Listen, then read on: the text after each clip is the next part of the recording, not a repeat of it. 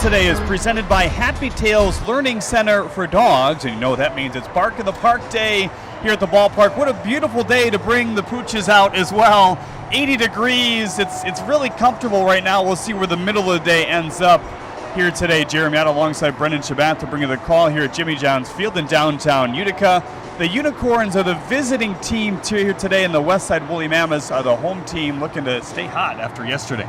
Yeah, the Woolly Mammoths are now up to 2-1 on the season. They picked up the win last night, a very quality outing. They put up 6 runs on the board against the Hoppers. They had some great pitching from Greg Lokedin for about 4 out of his 5 innings. Christian Dearman came in as a relief guy, got them all the way to the 8th inning before Colin Ledbetter shut the door closed with 3 strikeouts in the 9th. Well, today another pretty good pitching matchup. A guy that we saw once here in the public scene in the Cardinal. He'll start for the Unicorns on the other side. Donovan Thacker, a returner for the Mammoths. Yeah, Donovan Thacker, a guy who has improvements to make from last season, and we'll see what he can do. But the Mammoths have liked how he's thrown recently in the past few days and in spring training, the weeks leading up to the season. So today should be his first real test opportunity. We'll see what kind of leash he has. Is he going to go more than 60, 70 pitches? We'll find out as the game goes on. Well, yesterday is certainly the tighter of the 2 games that we have seen so far this week. Game 1 on Friday featured a lot of walks, but pitching was pretty tight yesterday. Yeah, pitching was abundant yesterday. We had quite a few strikeouts. Carson Ferry looked really good for the Hoppers in his relief outing with 4 innings coming in the 6th.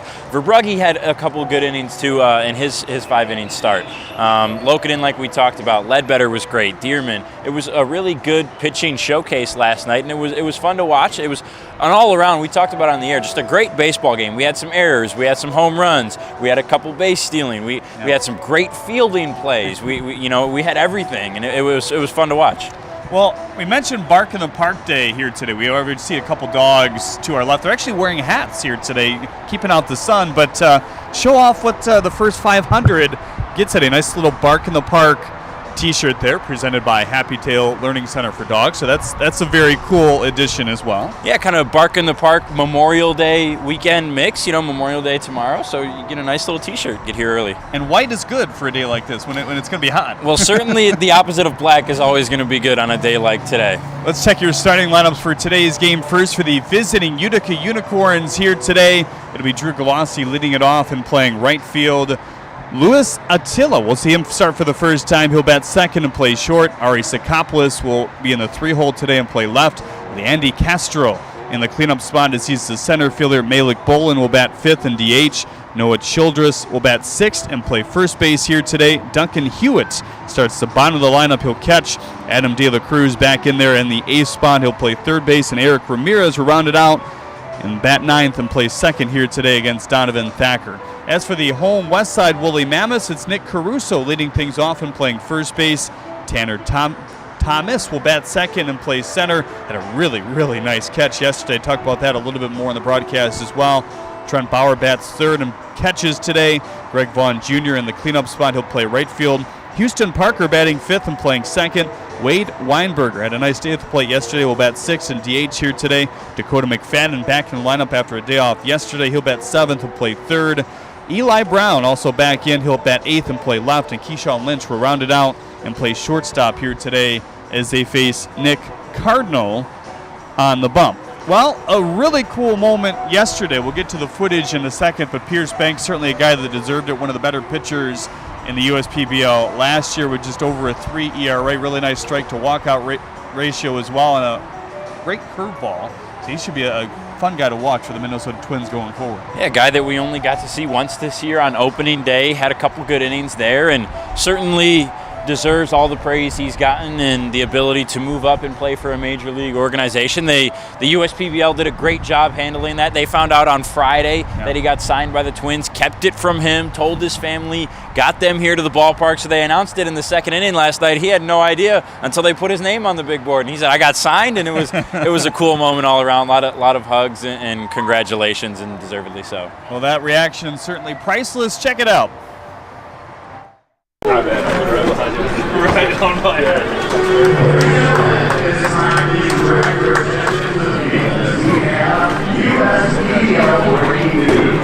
We just learned that the Minnesota Twins has signed Eastside Diamond Hopper pitcher Pierce Banks to their organization.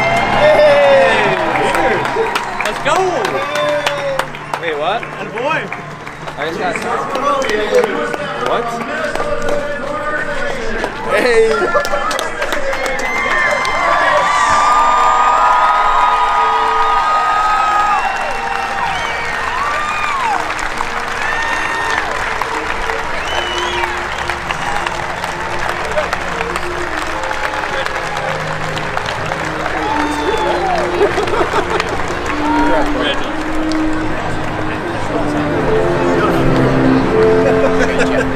Mom a big hug.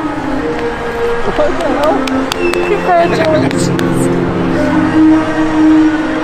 Hey! Oh, I didn't know. Obviously. Congratulations, big bro.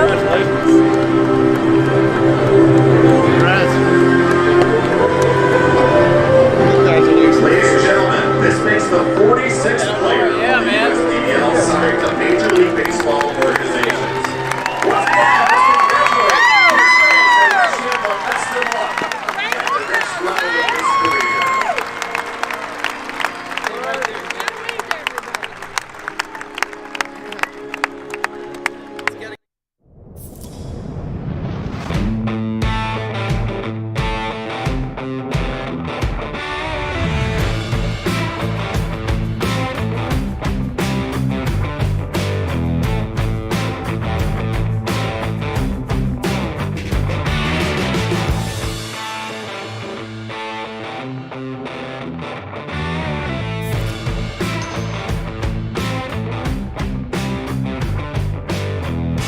Companies are competing for talent like never before. With the complexities of handling tasks like payroll, benefits administration, and other HR functions, it's easy to see how a professional employer organization like Tryon Solutions makes all the difference. Tryon empowers businesses of all sizes to attract and retain talent by offering access to top-tier healthcare and employee benefit plans. With Tryon, you don't have to grow it alone. Visit RelyOnTryon.com. You can always rely on Tryon.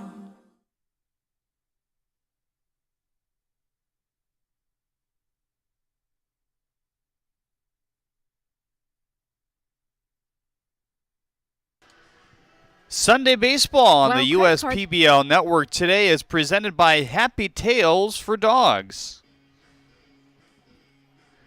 And brought to you by the following: Ascension, Balfour Property Restoration, Budweiser, DTE Energy, Fifth Third Bank, Jarpcom, Jimmy John's, Macomb Community College, McLaren Macomb, your Metro Detroit Chevy dealers, Pepsi, Scott's, Valpak, and UWM. We thank all those fine partners for what they do for this league. What a beautiful day it is for baseball. Slight breeze blowing out to left center field. As you see the American flag in center, it's been a pretty quiet couple days for breezes here in the USPBL. We saw some balls absolutely die on Friday. A little bit more power, though, yesterday, and the wind was still fairly limp in terms of the flags as far as that goes. But looking forward to a good day here today. And look at that. Taylor Jellikowski is going to bring his dog out to the home plate meeting here today. That's pretty cool. Good way to celebrate Bark in the Park. A fantastic day on a beautiful weather day. Textbook day for baseball today. Well, some other things that we're looking at here today. It is going to be a 7-inning game. We did have that confirmed, and I believe most Sundays will be 7-inning games going forward. So it makes a little bit of a difference in terms of the pitching. Yeah, this will limit the amount of innings that teams will be able to get their guys. What it does do, though, as far as winning games, is it allows your starter to get deeper into the game. Some teams are going to be able to get through these 7-inning games with just a reliever, or just a starter and a closer, and maybe one bridge guy for an inning or two. But we saw the starters last night. For Brugge went 4 innings, 4 1/3, I believe. Greg Lokinen went 5 innings. If those were 7-inning games, both those teams could have probably gotten out of there with just 2 pitchers. Plenty of dogs in attendance here today. They're kind of down the patio space on the left field line. They paraded around the field before the start of today's game. So that was a cool thing, I'm sure, for all those dog owners as well, and just kind of gives you the idea of attending a game here at Jimmy John's Field as well. You never know when you're going to be right in the thick of the action.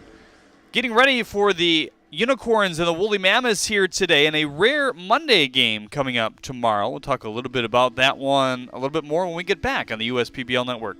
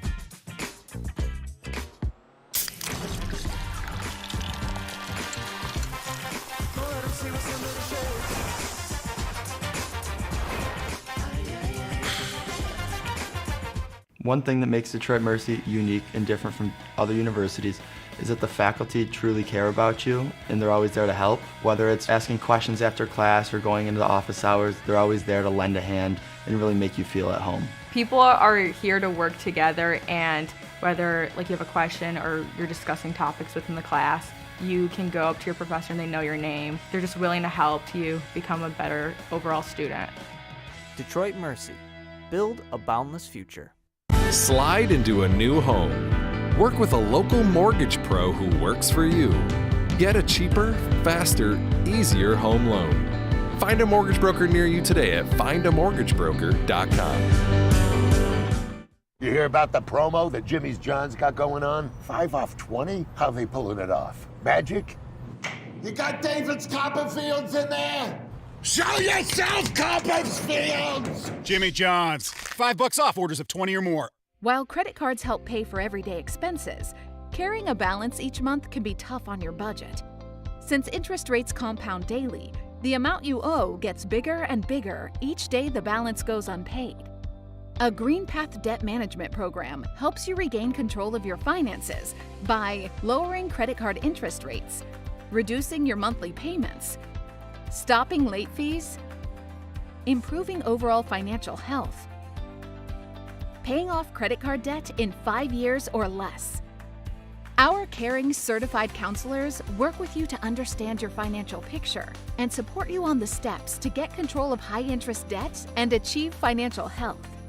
Call 844-572-5921 and get control of high-interest credit card debt today.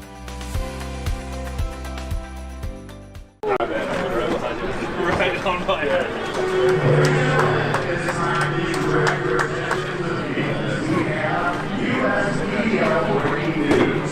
We just learned that the Minnesota Twins has signed Eastside Diamond Hopper pitcher Pierce Banks to their organization. Let's go! Wait, what? And boy! I just got what? Hey!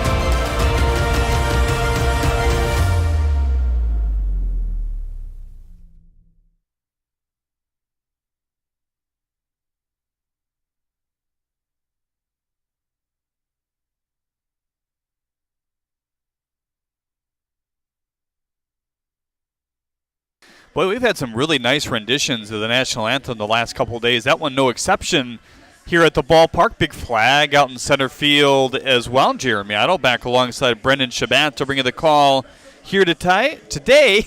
Time to check your pitcher comparison. Brought to you by Ascension. It's Donovan Thacker here for the Mammoths. Donovan Thacker, a guy who's going to throw a fastball, slider, changeup, curve. Only one appearance so far this season. 1 inning pitch, 2 walks, a strikeout. But a guy who, as we talked about in the pregame, has room for improvement. But Taylor Jellikowski and his squad think that he can be a reliable starter for his team this year. Drew Galassi going to ride into the batter's box to lead it off for the Unicorns. It's their second game this week. They will have a non-public game on Thursday as well, so kind of a doubleheader in the sense that day for the USPBL. So we will also start our slate of games on Thursday. It'll be the Hoppers and the Mammoths that you can watch on our network and attend in person at 7:05. And then we're into June. How about it? All of a sudden, June 1st hits and in the thick of summer. Yep. Going to hit 90 degrees in the Metro Detroit area tomorrow. You can already feel the mugginess and warmth starting to creep its way back in. We had a couple cool nights where you almost needed that spring jacket or fall jacket, but it's right back. Bugs are coming back out. Got to get the bug spray, the sunscreen. It's mosquito time. It was No Mow May. That's going to come to an end soon for the bees. No Mow May, yes. Did you participate in No Mow May? We did a little bit. My dad didn't mow the lawn, I think, for about 2 weeks or so. It's just so much rain that it's hard to hard to keep up with. Galassi, Attila, Sakopoulos, the top 3 in this order for Jim Essian and Adrian Guzman here today. Early standings see Utica on top with 1 less game in hand. Westside 2-1 with their victory yesterday, so trying to take outright place of first place for whatever that means at this point in the season in a 4-team league. Donovan Thacker ready to go against Drew Galassi here. First pitch reading at 105 is a ground ball to the first baseman Caruso. Easy play, steps on the bag. 1 up and 1 down. And with that, let's check the rest of the defense. Brought to you by 3-Dimensional Services here today.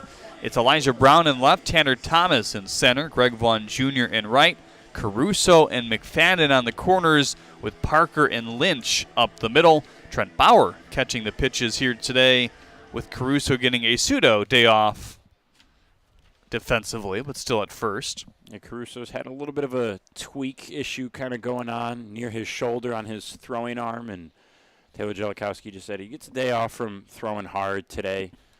Said in between innings you could kind of see it behind the plate. Some of those throws were a little lackadaisical, keeping it light on the arm. When he had to throw out a runner or throw down, he could turn it up a little bit. This one to McFadden, another tough play, short hop, fires to first, and got him 2 up and 2 down on just 3 pitches for Donovan Thacker. It's a pretty good way to start the day. You talked about it in the pregame show. Taylor Jellikowski and company were very impressed with what Donovan Thacker was able to do the other day in just 1 inning of work out of the bullpen. And that's what you'll see sometimes here in the USPBL, especially with those non-public games. But even sometimes, in the games that are public, you'll see a guy throw a, quote, bullpen, but that means that he's throwing an inning in a game, which, isn't bad. I mean, it bolsters their numbers, obviously, if it's a good outing and just gets them a little bit more work. Yeah, that's kind of the point. A lot of these teams have, like we've talked about, 7 or 8 pitchers, and they've got to get these guys reps. And, for example, you look at Utica today, Utica today, they had 3 guys throw in their game on Friday, 3 guys who aren't going to throw today. So there's a chance to kind of use another bridge guy, and sometimes that's going to be who would usually be a starter, get out there and throw an extra inning. First pitch to Sakopoulos, fastball low at 88. It's around 86 to 88. It's been a consistent 88, 89 so far today for Thacker. He can get up to 91. Now the 1-0. Fly ball to right field, chasing Vaughn Jr. back, looking up, and it's 2 hops against the wall. Kind of tough to tell out there with the fence open for the fans, with the banners hanging really from right center to left center. But a nice swing by Sakopoulos either way, off the bat at 91. Was ready to hit early in the at-bat, got a nice pitch that he liked, and drove it kind of textbook to right field over there. And there's a look at the flags, which is picked up even since the first pitch was thrown earlier. Here's Leandy Castro off to a 1-for-6 start, a walk and 2 Ks for the center fielder today. And boy, have we seen some good outfield play this week and really throughout the first few games. What a catch. I just keep thinking about that catch by Tanner Thomas yesterday. That last hit by Sakopoulos was around the same spot where he had that catch last night. Obviously, the ball landed a little bit shorter, but on the same line in the heart of the gap between right and center, and he dove out and made it. And right now, Thomas is kind of playing even with the second base bag, maybe a few steps to the left, but he was well to the left to the second base bag, just to give you perspective on how long he tracked that ball down. Here's the ball up high. I don't think we have the capabilities on our flight scope to track, how far an outfielder went, but that would be one that would have been really fun to see. Yeah, he certainly had to go 30, 40, 45 yards to get there. 88-mile-an-hour fastball outside. So after the first 2 were retired on weak contact, Thacker has given a hard double to Sakopoulos, and now a 4-pitch walk to Castro. And the lineup doesn't get any easier. These are 2 guys in Malik Bolin and Noah Childress that have had very good starts to the year at the plate. Yeah, these 2 are fantastic, and that soft contact, like you mentioned, is usually what Donovan Thacker is going to rely on to get out of innings and have shorter innings. But this Unicorns lineup has a heart of its lineup being 4 deep, which not too many teams are going to have in this league. Slider that got away. Bolin dodging away from that one. Everybody straight up with 2 on and 2 outs. Designated hitter at the plate, 1-0. Fastball hits the outside corner. Nice tail to that one and hit his spot perfectly there to Bauer. Tough to hit those ones with that little bit of tail on it right at the end. Sitting up there around 89, 90. Bauer is more of a catcher by trade. He did play mostly outfield last year out of need. 1-1 slider. Remained high maybe. 2-1 on Bolin. Yeah, Bauer played a little bit of catcher in college. Good, reliable guy to put back there behind the plate in a situation like today where your starting catcher needs a little break. The 2-1. Chopped up the middle. Parker, high hop for him, just tags the second base bag as Castro is out for the 3rd here in the first inning.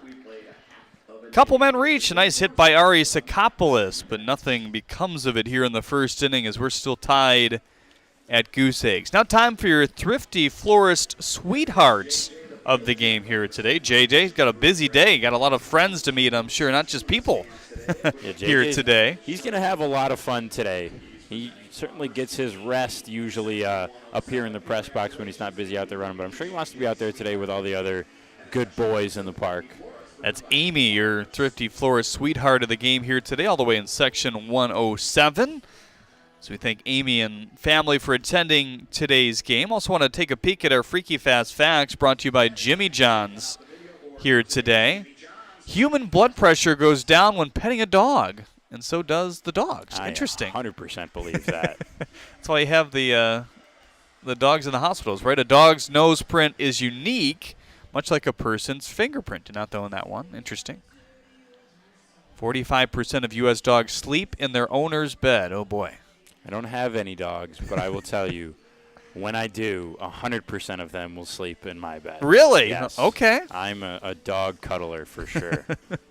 There's a look at where they are in the Chevrolet Pavilion out there. They got a whole setup down there. There's a specific lawn for things you'd imagine they'd have to do at some point during this game. There's some pools out there to cool off as well, and maybe to get a drink. Yep. They take care of the dogs on on Bark in the Park Day. That's Nick Cardinal, the starter for the Utica Unicorns. He's also presented by Ascension here today. The 6'1", 225-pound righty out of Alberta, Canada. He's got a fastball, a curveball, a slider, and a circle change. The fastball can reach all the way up to 92. So enthused to see him again here today. Hasn't pitched in a game since Friday. And yeah, that's a great place to be if you want a suntan. Hope you brought your sunblock today if you're out there. Gonna need it on that lawn. I was just feeling it from being outside today. The back of the neck feels like it's getting a little. Yep. It's about time to get that farmer's tan going, though. Oh, yeah. Especially when we're on that desk on the pregame show. The light reflects off that thing and hits you right in the eyes. So if you're wondering why we're wearing sunglasses sometimes, that's your inside picture. Yeah, we're not just trying to look cool. That's just a side benefit. So Cardinals so far this year in that one appearance, it was 2 innings, gave up just 1 hit, no walks, and 3 strikeouts. It's a guy they like, certainly, out of Fresno State. He played in a semi-pro league in Canada last year, just kind of to prepare for this moment after his college season. Was more of a bullpen arm there. And the Unicorns are just kind of seeing what they have right now. They don't believe they necessarily have a lot of starters. We saw Rasmussen start the other day. He's kind of been maybe identified as a starter going forward. First pitch to Caruso out in front of the fastball at 87. The Cardinals a guy who they think might be able to lock down a starter spot. But, yeah, this is a Unicorns team who focuses more on hitting than they do pitching. They've got some quality pitchers in this rotation, too. But their rotation, that's kind of a strong word to use for Utica.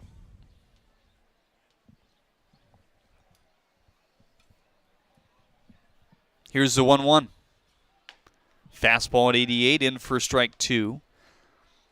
On opening day, they used all of their arms, 7 of them. Rasmussen pitched a couple to begin the game. But bullpen days like that aren't strange to Jim Essie, and he'll do that at times throughout the year just to get guys work, as Caruso is out on strikes to begin this first. Caruso started this year really well. 4 for 9, moved up to that leadoff spot for the Mammoths. Check to the defense behind Cardinal today, brought to you by 3-Dimensional Services Group. It's Sakopoulos in left, Castro in center, Galassi in right, Childress, Ramirez, Attilis, and De La Cruz right to left on the infield, with Duncan Hewitt completing the battery today. First pitch to Tanner Thomas, good rip, but fouled off. Hewitt got a day off on Friday. Matt Parkinson was behind the dish for the Unicorns. Hewitt obviously threw out 2 in that opening day start for him, a everyday catcher for this Unicorns team. Someone I've been impressed with to start this year. Yeah, the catchers have been busy, especially last night. There was a lot of base running on both sides. And we kind of talked about it on the air. This Mammoths team quietly may be one of the speedier teams in the league as well. They're going to have a tough time keeping up with the Beavers. All these other 3 teams are. I think it's kind of clear-cut the Beavers will be the fastest team on the base paths this season, but you're certainly right about the Mammoths. They're going to sneaky steal some bases this season. Changeup finds the zone for strike 2. I don't think Thomas was a huge fan of that one. Now the 1-2. Lofted foul. Thomas this year 3 for 13 with a walk and 4 strikeouts. Generally, though, when you look at this league, the pitchers are going to have a little bit more of an advantage than the hitters to start the year. There's only about a week of spring training, and there's obviously varying levels of guys coming here, there. Have they played college or not? Have they trained with live hitters or live pitchers? Ramirez cuts that off quickly. Oy, oy, he spiked it into the ground because he slipped on the outfield grass. And they're going to rule a hit here in the first.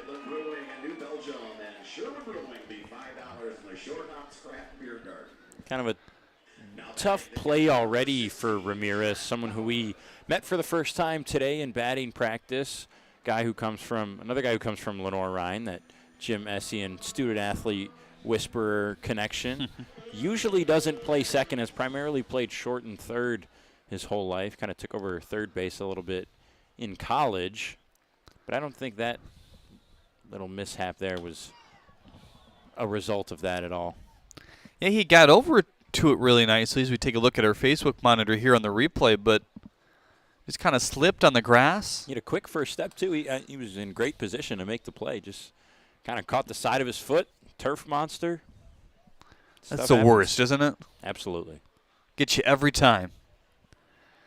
Going is Thomas. Nobody watching him. Nobody covering either on second base. Attila's kind of breaking over late, but Tanner Thomas swipes a bag here. Thomas went way before Cardinal had even started his delivery. He kind of did a hop and a skip halfway between the bases and then took off once Cardinal went to go. Cardinal had really no idea that he was really going to make that move.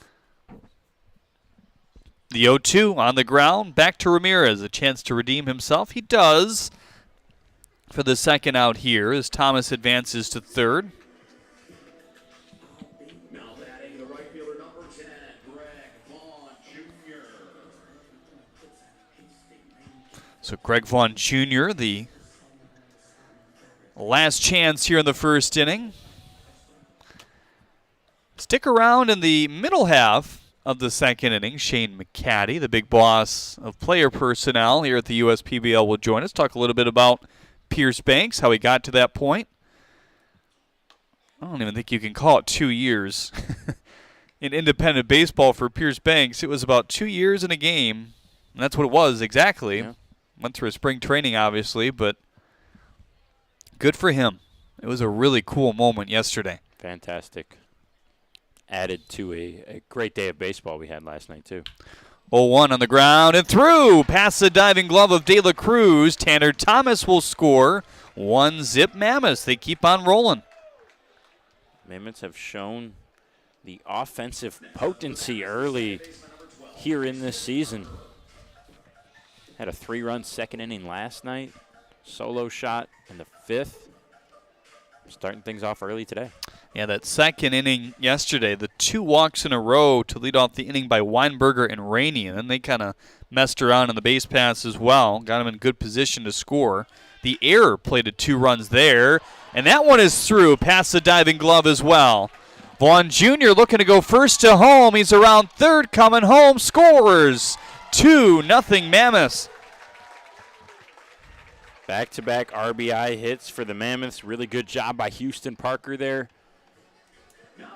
And great base running by Greg Vaughn. Taylor Jellikowski made the smart decision to send him home from third. Vaughn using that underrated speed that we've talked about on this Mammoths team to get all the way around the base paths. Surprised Sakopoulos went to second, though, and didn't try to cut off at third to beat the play at the plate rather than get Parker at second base.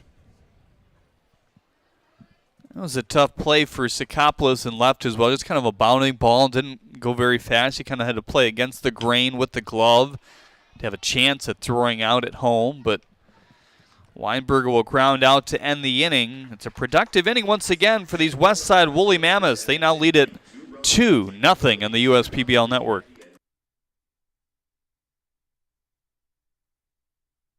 I'm all in with HR and Organizational Development Council. I'm all in with Marketing and Business Development Council. I'm all in with Operations and Member Experience Council. I'm all in with CEO Council. I'm all in with Lending Council. I'm all in with CFO Council. I'm all in with Technology Council. Our credit union is all in with CUNA Councils. They call me Prospects. Since the day I was born as a diver's watch, the challengers of the world have taught me many things. Life is not a numbers game. It's about challenging ourselves. No matter what happens, just follow your heart. These pioneers drive our generation forward. Not by setting records, but by never giving up. Keep going forward. Prospects. Available at Lucido Fine Jewelry.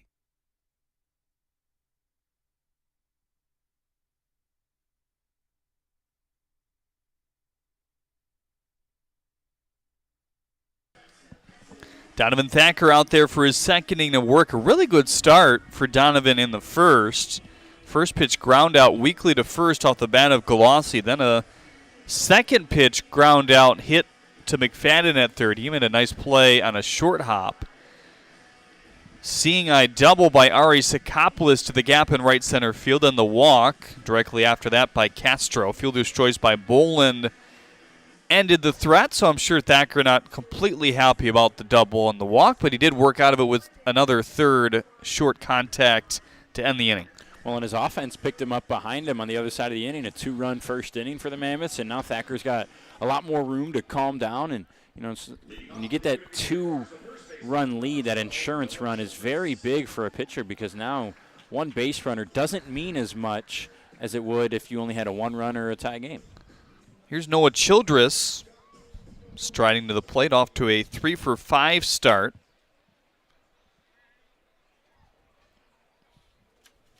DH'd last game, back at first here today. First pitch is a slider that's fouled off on a check swing. So Childress in his career, which is now year 2 here in the USPBL after graduating from Lourdes University last year. Played some third, played some first, DH'd. Still trying to find that primary position. I believe he even picked up a few games in the outfield as well. 0-1 slider, golf to left for a base hit.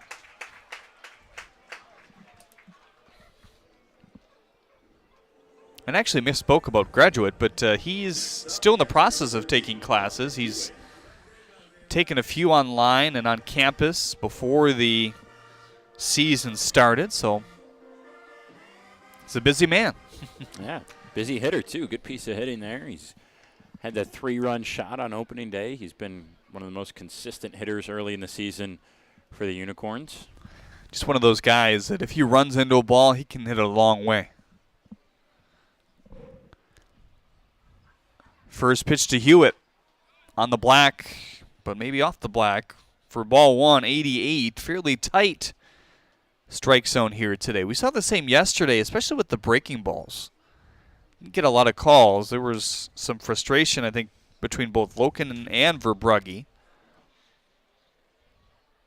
1-0, fastball in for strike 1. I was talking to Ryan Kotke, the co-manager of the Hoppers, after the game yesterday. He's just so impressed with how Verbrugge can just shake off adversity. We saw it on opening day when he hung the curveball to Childress, in fact, and he hit it to left a mile.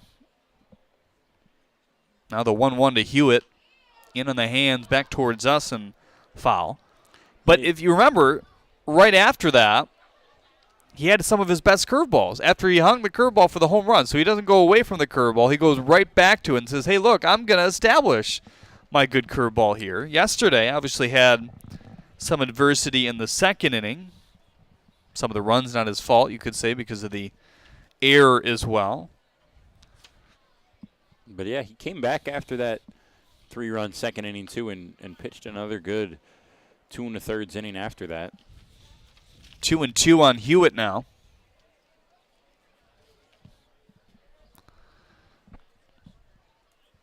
Fairly straight up defense here. The left fielder Brown playing off the line with his righty at the plate. Now the 2-2. Slider away.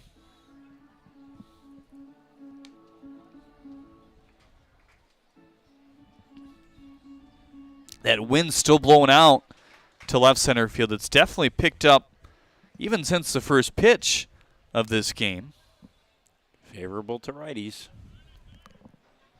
De La Cruz on deck, then Ramirez as Duncan Hewitt calls time.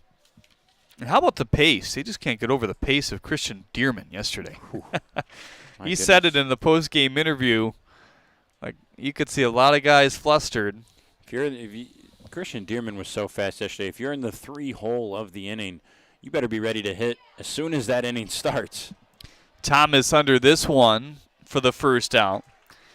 I was kind of scrolling through the Savannah Bananas Twitter page, or maybe it was Dearman's Twitter page, and I saw he retweeted one inning that he played in that Pro Tour. Bananas, historically just a summer collegiate team, but they have put together a Pro Tour of a lot of independent guys, kind of in the right moment, because major leaguers are major and or minor affiliate players are in spring training at that point, but able to collect a lot of quality players, 4 of them which are on this Mammoths team, in fact. Here's the first pitch to De La Cruz. Hardy swing on the ground to Lynch. Charity hop to second, over to first. Bingo. 6-4-3 to end the second inning. Donovan Thacker looking strong through the first 2. It's still 2-0 in favor of the Mammoths here. Good job by Thacker thus far to strand some base runners. And right now, again, the crowd is seeing what we saw and showed you earlier. Piers Banks being honored yesterday on the scoreboard. Just that reaction, like, what, me? Yes, I've been signed? Cool, just a cool moment. He had no clue. They did a great job keeping that secret from him. A good secret. His family was all here yesterday. Luckily, he's a local guy as well. But what a moment. Going to hug first his fellow opponent there, and then his former manager and Paul Nochi. John Dombrowski is co-manager this year, Ryan Kotke.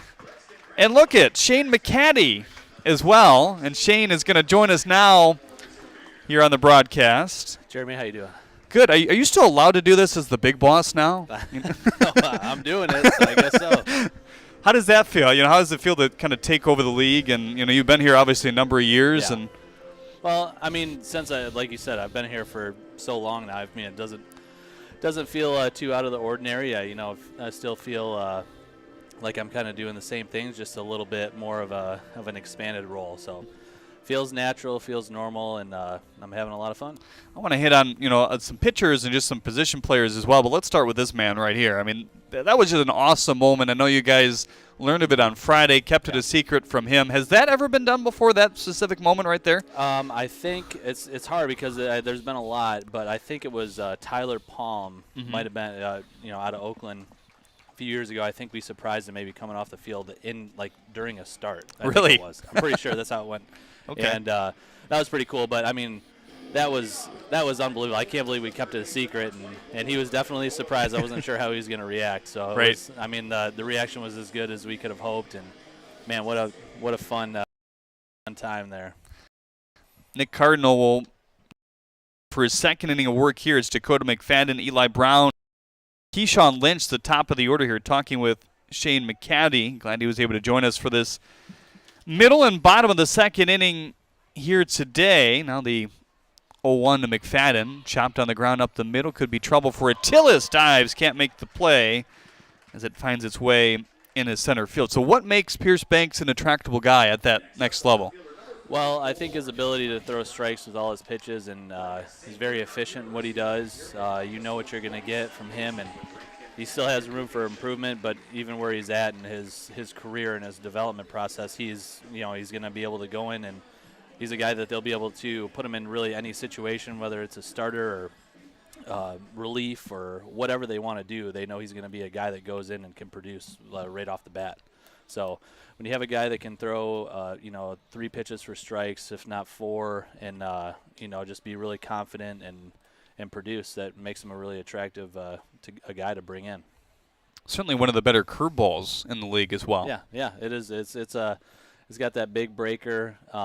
He's always had that. I've seen him since he was a young kid, and he's always had a good feel for his off-speed stuff. Even when I saw him even before he was in high school. They're really good change-up from a young age, which is not a very common thing to see. So he's just always kind of had that natural ability. Any idea where he's heading, or not quite yet? Not yet. He'll probably be hopping on a plane here in the next day or two, I would assume, and be on his way, for wherever they want to send him. I'm not sure, but they're working on all the details of that right now, so we'll find out shortly here. And how about the Twins, huh? They love the USPBL. Yeah, they sure do. We've come to develop a pretty good relationship with them, and I just think that they've come to trust us, and over the years just really like what we've done. We had a really good relationship with them. Billy Milos, huge shout out to him. What a great guy to work with. He's been great from the get-go, and it's just been a really cool relationship that's grown, for the last couple of years here. 1-1. He took it back, it looks like. Should be a 2-1 count on Eli Brown. McFadden leading off the inning with a single here. We're talking with the Director of Baseball Operations, Shane McCaddy, the former pitching coordinator as well for the USPBL. You're still working with the pitchers, though, kind of closely, right? Yeah, yep. So we'll be doing the same stuff. We'll still be implementing our delivery value system, left off continuing the work of Justin Ornduff. Me and Mitch Aker, who was a former player here with the Utica Unicorns in 2016. So between myself and Mitch, and he'll be the guy doing most of the day-to-day stuff, and I'll be there, but I'll just be hopping around a little bit more than I would have used to. But yeah, we'll be with all the guys, and we've started them and gotten them going on their progression. So hopefully we'll see some guys take off here. That we've seen the returners, but hopefully some of the new guys will be able to take off with some of the things that were given to them. And we talk about it a lot on the air, the DVS delivery value system, but just kind of explain, to the listeners and watchers what the pitcher goes through on a weekly basis in terms of that.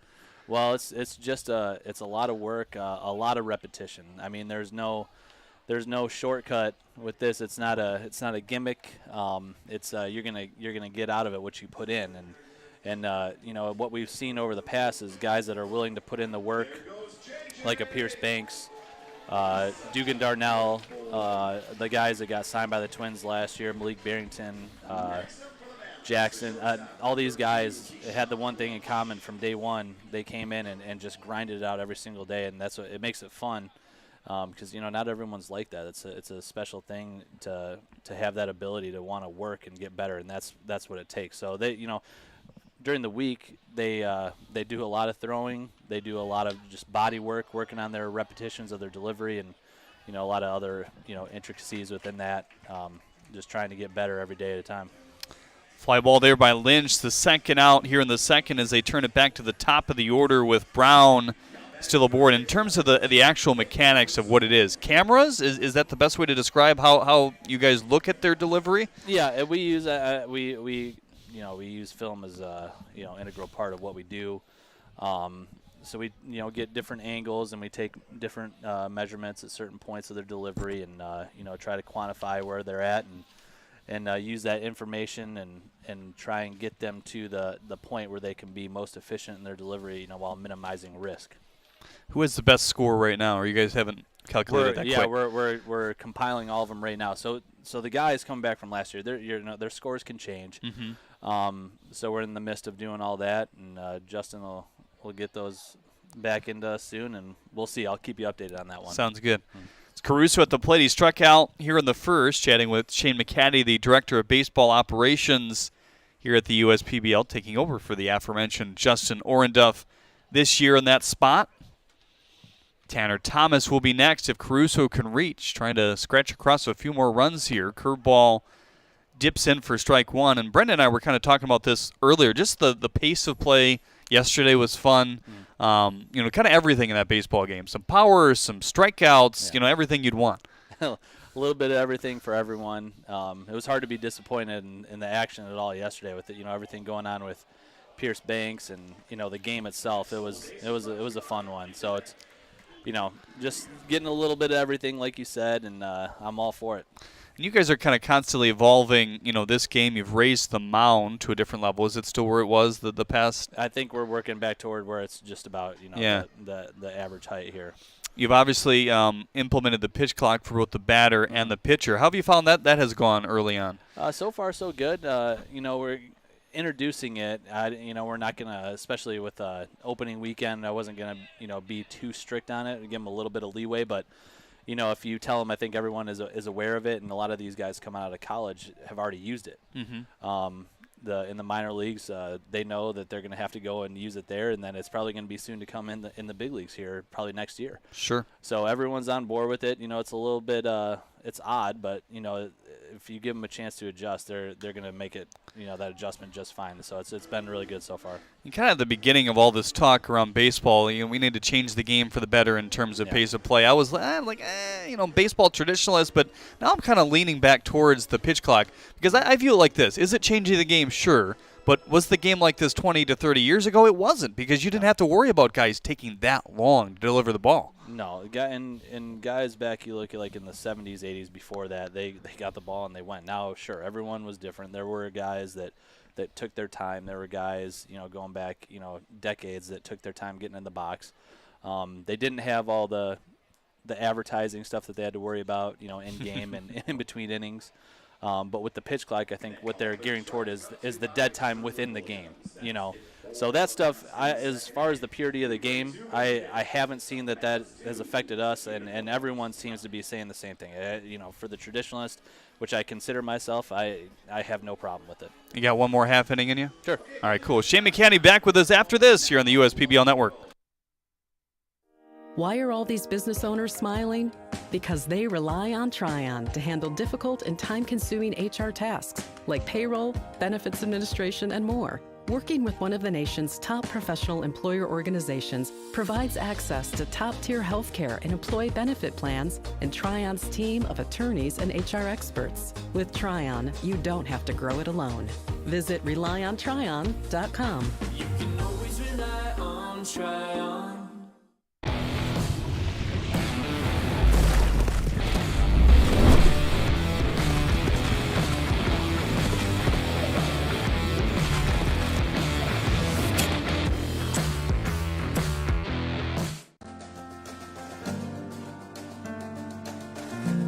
We joined Green Path and instantly felt a support around us. They developed a plan on paper, and this is how we're going to do it. The plan that they gave me was something that was sustainable. It was something I could do. It was actually lowering my payments monthly by hundreds of dollars. Choosing Green Path is a no-brainer.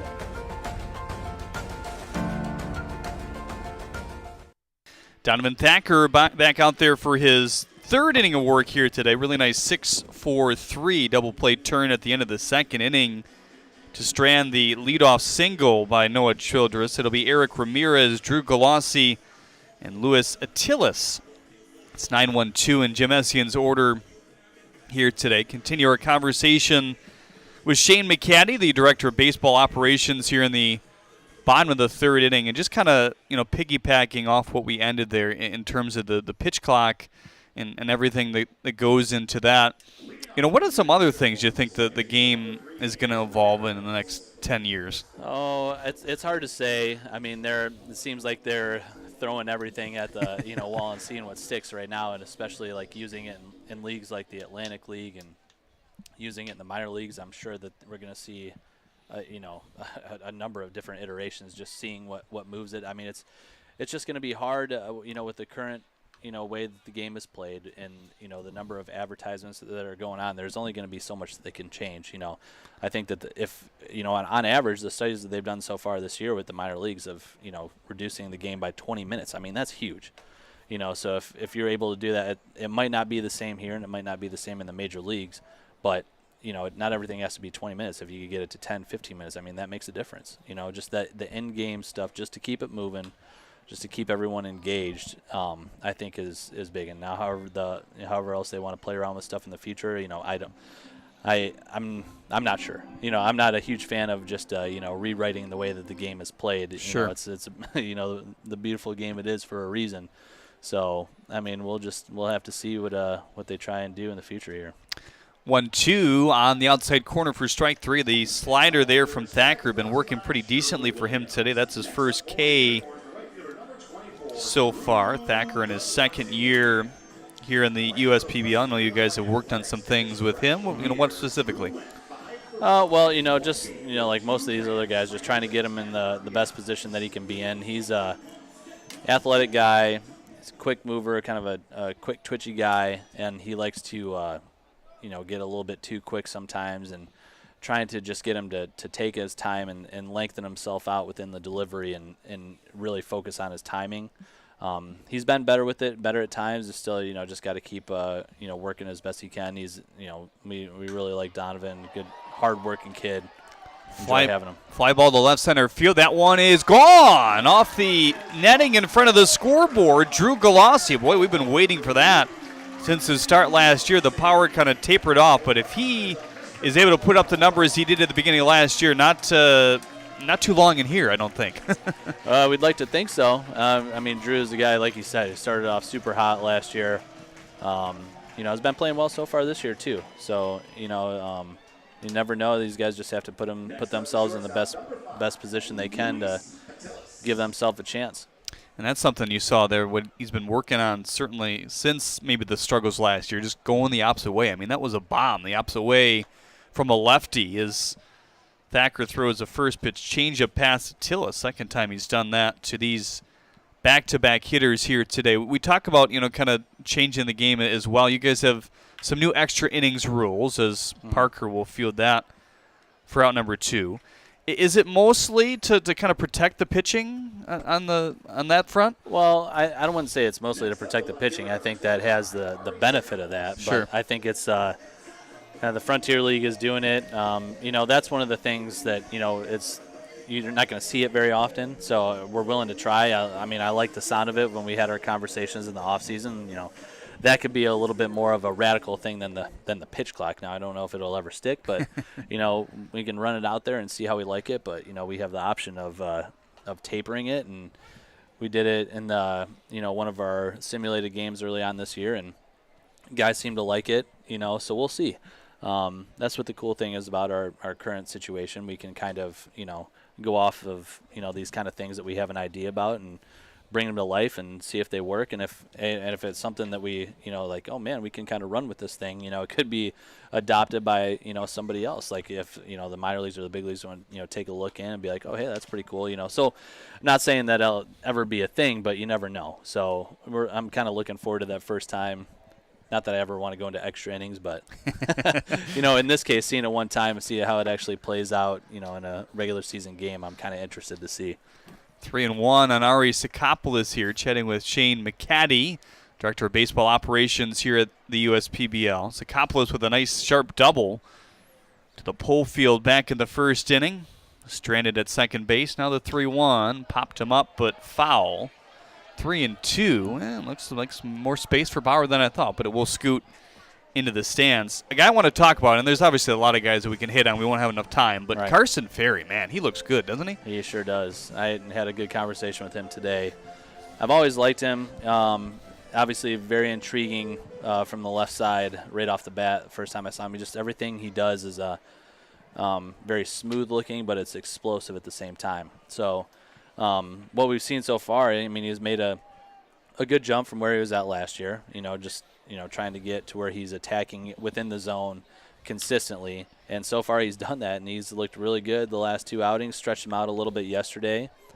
We'll see what that means for him going forward with the departure of Pierce. So if it leads to some extended innings, great. I know he's up for it, and he'll be up for whatever situation we throw, but, he's looked awesome so far. James Crick, another guy, a newcomer to the Beavers. It looks real strong as well. Sure does. He's another big, strong. Those are 2 strong, specimen guys that, have a lot of talent. And the good thing is they're willing to work, and, sky's the limit. Well, Shane, thanks for joining us here today. That's Shane McCaddy, the Director of Baseball Operations. Continue to talk as always. And how's Monroe? She doing good? Yeah, she's doing good. Monroe's good. Her and Jack and my wife Ashley were here at the game yesterday, so they got to see Pierce get a send-off, and they loved every second of it. They're having a blast. Very good. Yeah. Shane McCaddy, that's your Fifth Third Bank, Fifth Third out of the game as well here today. Time for JJ the Water Boy, presented by Fifth Third Bank. Michigan First Credit Union, I should say, here today. There he is, bringing that water out. That's a little bit more important here today on the 80-degree day. It's been a little bit cooler as the nights have tapered off on Friday and Saturday. The sun beating down. Now Andrew will compete in your DTE Energy Kid Race, the mascot. Yesterday, the mascot race was not even close, and the heat might affect it even more. Andrew around the second base bag here. And Woolley is just kind of rumbling around, and Andrew is going to easily coast his way home. Got some Diamond Hoppers colors on today. Is that an Orioles hat maybe? But anyway, Andrew wins your DTE Energy Kid Race, the mascot. Andrew started that one confident. He left Woolley in the dust and was looking back at him, checking over the shoulder, kind of taunting him. Brendan Shabath rejoins me here. Some really interesting stuff there from Shane. Obviously, there's so much to get to. He knows pitching so well, being a pitcher in the minor leagues and here as well. Drafted by the Nationals in the 30-plus round back in 2015, I believe it was. But always a really good baseball guy to talk with. Obviously, his dad played in the major leagues as well, Steve. It's funny, I don't know if it was last year or the year before, I was flipping through my old baseball cards. I hadn't looked at them for a long time, but there were some older ones, and I was going one by one by one, and then, boom, Steve McCaddy hits me in the face. And I'm like, whoa. Small world, huh? Yeah, Shane is a great guy, though, in this league. Very, as you mentioned, knowledgeable, super fun to talk to. Will answer any questions you have. Talk to him a little bit about some Michigan State guys after their season finished up that may or may not be coming to the USPBL. I was up there calling a few games for them this year. Mm-hmm. Yeah, the College Showcase is going to be something to look out for in about 3 weeks.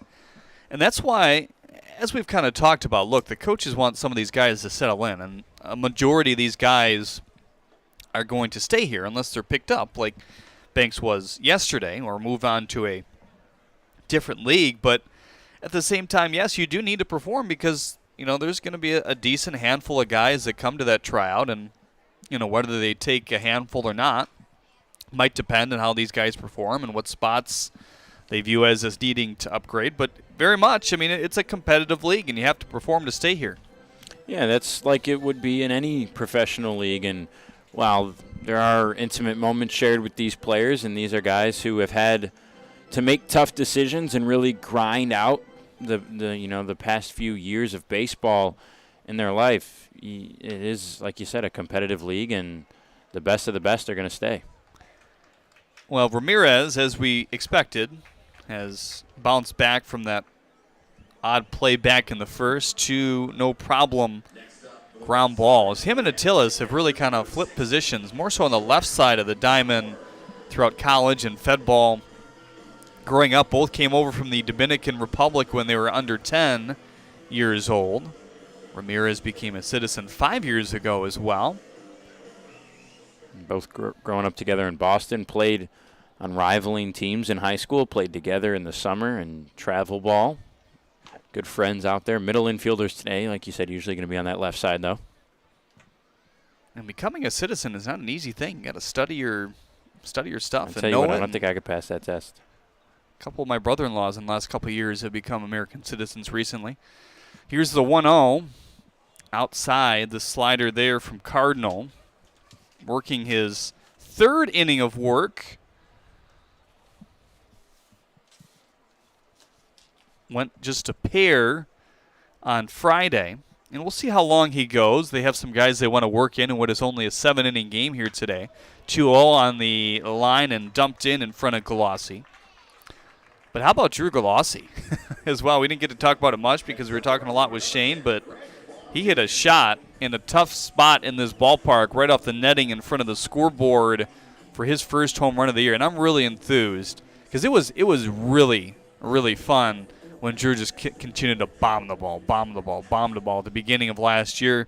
Finished the season with 8 home runs. He hit one over the berm. He hit one over the Michigan Schools and Government Credit Union soundstage in right center. Yeah, if there wasn't that netting out there, that ball might be tumbling down that hill towards the Clinton River back there. And it was a good shot to arguably the deepest part of the park other than dead center field. And normally the players do not take on-field batting practice here on Sundays, especially on a day like this. Now the 1-0 Liner into the gap in right center field. That's going to carry all the way to the wall potentially. Vaughn Jr. has speed. He showed that earlier, and it gets by a little longer. Bauer being waved around. He stopped. Now Greg Vaughn Jr. heading to third, and Bauer will be able to head home.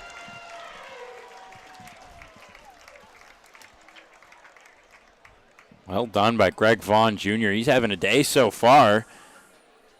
Had that RBI single back in the first, and RBI triple here. Looked like Bauer might have just stumbled a little bit going into third. He was kind of limping his way home. Vaughn turned around second and had a surprise standing in front of him, his teammate at third base, and he was telling him, go, go, go, you got to get out of here. And that ball kind of just squirted away a little bit from Leandy Castro as he tried to slide in there and quickly cut it off in the gap, and that's what led to Vaughn and Bauer being able to take an extra base. So now Houston Parker, who drove in a run back in the first on a single, reached second base as well, looking to make this game a bit closer, or a bit further away, I should say, as takes a big rip at that one. Fastball at 86. Cardinal has lost a little bit of velocity here in the third inning, it seems. It was more around 88 to begin the game. That wind ripping now to left center, 0-1. Breaking ball in for strike two. Not a lot of differential between the slider and the curveball, so at times it's hard to tell. I think overall he tries to throw the curve a bit more, so that's kind of the sure bet. Changeup is last on his arsenal. 0-2. Little excuse me swing might work out. Parker didn't run at first. It's going to cost him as he's out. But it does drive in a run. Greg Vaughn Jr. scores, and it's now 4-1 Mammoths here in the third. Sometimes change your mind at the last minute, and it still works out in your favor. That's okay. Yeah, like you said, though, Parker surely probably could have been safe had he hustled out of the box. I think he thought that one was going to chop foul down the third base line, and it just never got there. First pitch to Weinberger, punched into left, a base hit. You like the tools of Weinberger. He's got a pretty good glove, DHing here today, but has speed, hit for major power in college as well. He's going to be a fun guy to watch. Weinberger's someone that I'm really fond of. Had a 1,000-plus OPS in his college seasons. Like we saw a little bit of that glove yesterday in their win over the Hoppers. Has impressive speed for his frame, too. I don't want to say a big guy, but looks a little bit bigger. Wouldn't think he'd be as brisk and light on his feet as he is. 1-0 on Dakota McFadden here. Dakota McFadden, a guy I'm very excited to watch. Like we talked about, 18 home runs in 2 college seasons, 18 home runs last year, 80 RBIs in 1 season in the Pecos League. Talking with Taylor Jellikowski before the game. Pecos League, more of a hitter-favored league, whereas the USPBL here is more pitcher-dominant. But, you know, he was saying if McFadden can be a 270 and 10 home run guy, he'd be more than pleased, and I think he certainly has the tools to do so. We saw him bomb some balls yesterday in batting practice. He had the day off in the game last night. Now the 2-0. Chopped foul. Jellikowski, ooh. Tried to make a play down there, but he's a little washed up.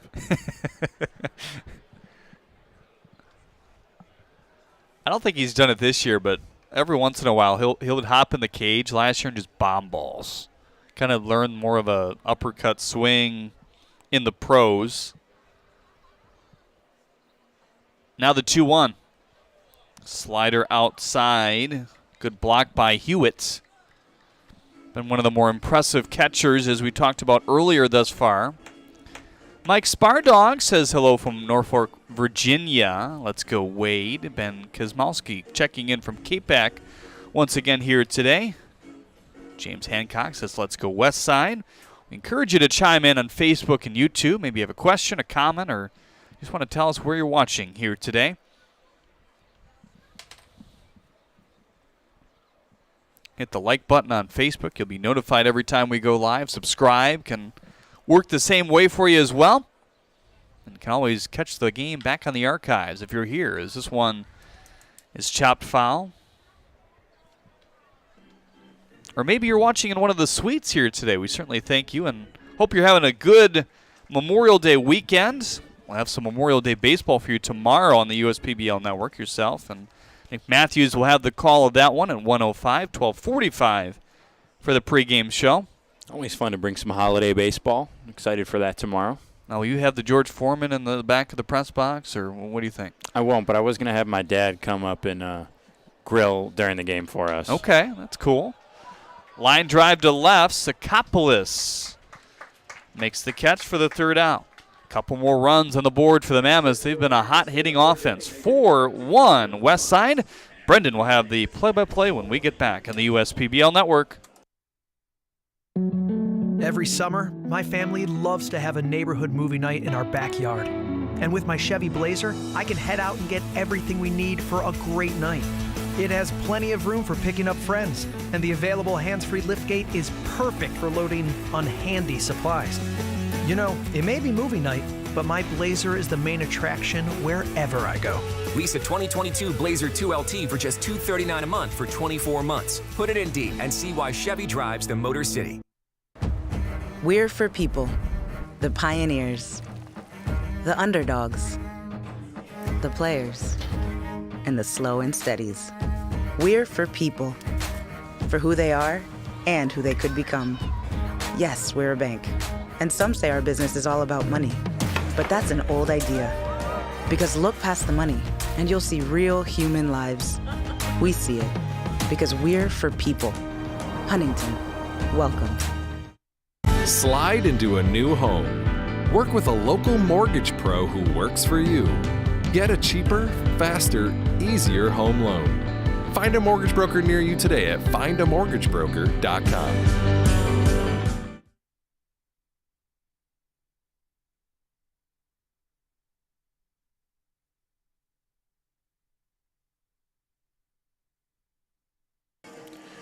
It's Bark in the Park here in downtown Utica at Jimmy John's Field in the USPBL. On the USPBL Network, I'm Brendan Shabath, joined alongside Jeremy Otto. Inning number 4 here between the Westside Woolly Mammoths and the Utica Unicorns. The Mammoths leaders right now 4-1 after a 2-run first inning and a 2-run third inning. Donovan Thacker goes back out for the 4th inning here. In the top of the 4th, he'll face Leandy Lucky Castro. Lucky is his nickname.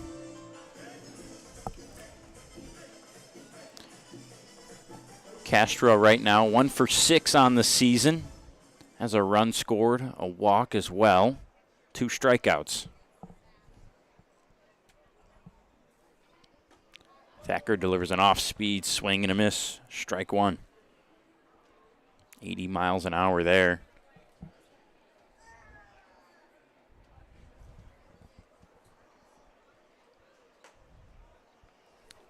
Ball 1 is high. Thacker's pitched well today, just 1 earned run that came last inning in the 3rd on a solo shot from Drew Galassi, a guy who showed a lot of his power last season. Here's another guy who we think is going to show some power here. It's only a matter of time before Lucky Castro cranks his first one of the year. The 2-1 is belted to left. That might be it. That's a no-doubter if it stays fair. It's gone over the Chevy Pavilion. Right on cue. Lucky Castro with a dinger. Boy, even with the win, you normally don't see the ball carry the Chevrolet Pavilion unless we're in the home run derby. You see a lot of those balls go that direction, but what a shot. Just as we talk about it, Castro getting ready to showcase his power. He does so in style. Cuts the deficit in half. Now 4-2, bringing up Malik Bolin.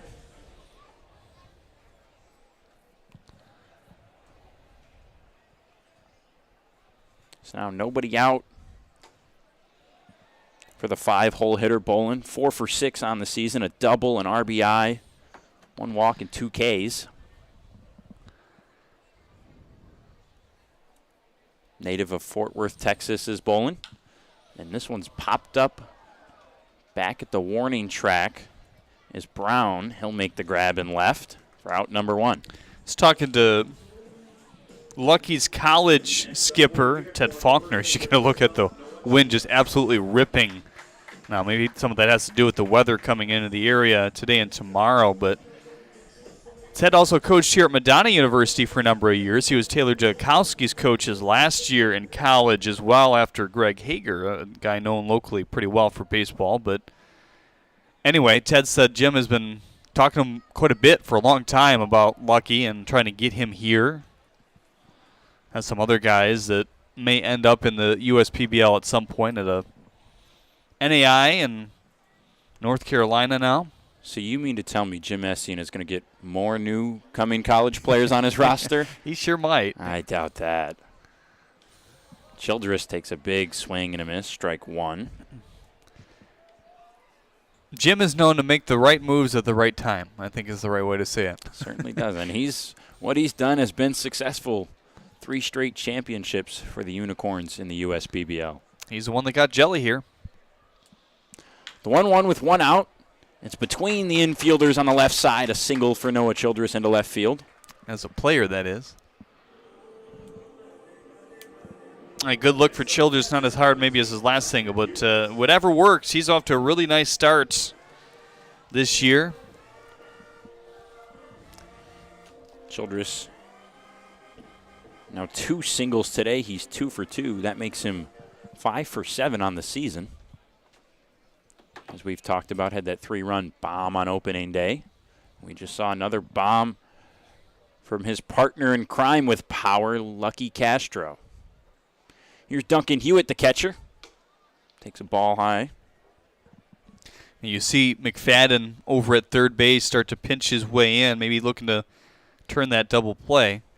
Don't really have a lot of data on Hewitt, but the outfielders, especially in left field, are playing him over. And now you see third baseman McFadden playing in. Maybe, again, that's more of the situation here, but interesting. Thomas relatively straight up in center, a step left of the second base bag. Hewitt's 1 for 4 on the year with 2 strikeouts. 0 for 1 today. Flew out to center. With the hitters count here 2-0. Childress the runner on first. That one's outside 3-0. Good spot for Hewitt here. Does he have the green light 3-0? Wouldn't put it past him in this league. I mean, it's a showcase league, so you never know. Probably up to him. 3-0 is low for ball 4. Hewitt will take his base. That puts 2 on with only 1 out.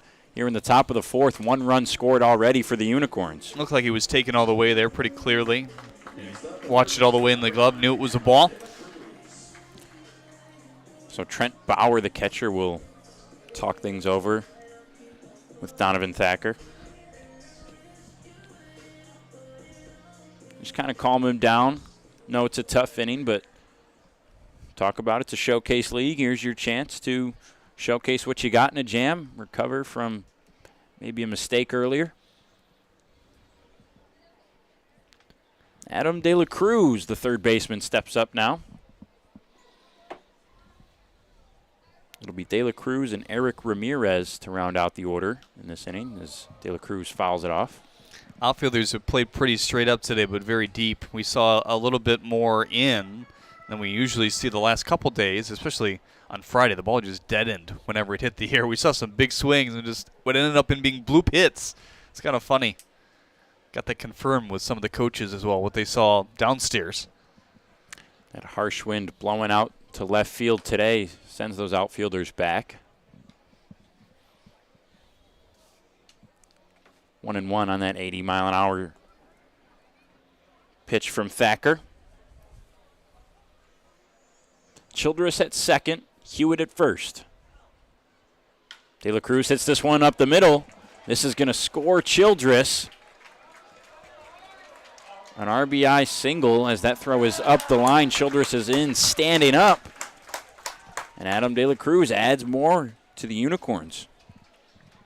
Good hustle there by Noah, going from second to home on a fairly hard hit ball to Thomas, who plays his position well. We've already talked about him and what he's done so far here in the USPBL. Hasn't really had a chance to showcase his arm quite yet. That was a good throw that was in the air most of the way up to home plate, just a little bit up the third base line. And now here's Eric Ramirez from Lenore Ryan, like we talked about earlier. As it looks like for the Unicorns, Nick Cardinal's day might be done. I think that was Camacho. Swing and a miss from Ramirez. Camacho, a guy that Adrian Guzman talked to us pregame as a possible relief pitcher. Thought he was going to be more of a closer. They might like what they see from him in the relief role today, though. Pitches outside for ball one. Count is even on Eric Ramirez with 2 on and 1 out. I believe Beckman has also made his way down to the pen.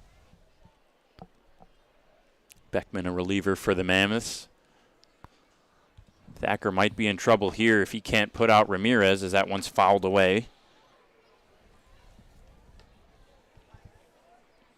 That's 2 early home runs in a row now for Donovan Thacker. He had one with 1 out to Galassi in the third, and now the leadoff home run here in the fourth. Unicorns trying to unravel this game, what they do best, swinging the bats. In position here with a runner in scoring position to tie this game at 4 apiece, as that one is wild in the dirt outside, 2-2. It doesn't get any easier. Galassi looming on deck here. Already a home run today for Drew Galassi, just below the scoreboard in center field.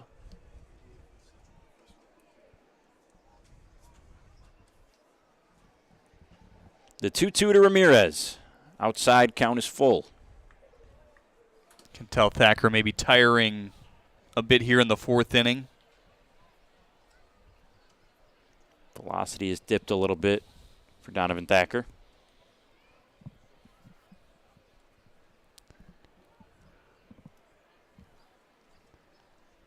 Full count, 2 on, 1 out. Pitches to the right side to Parker. He'll glove, won't go to second, will just go to first for 1. Both runners move up 90 feet.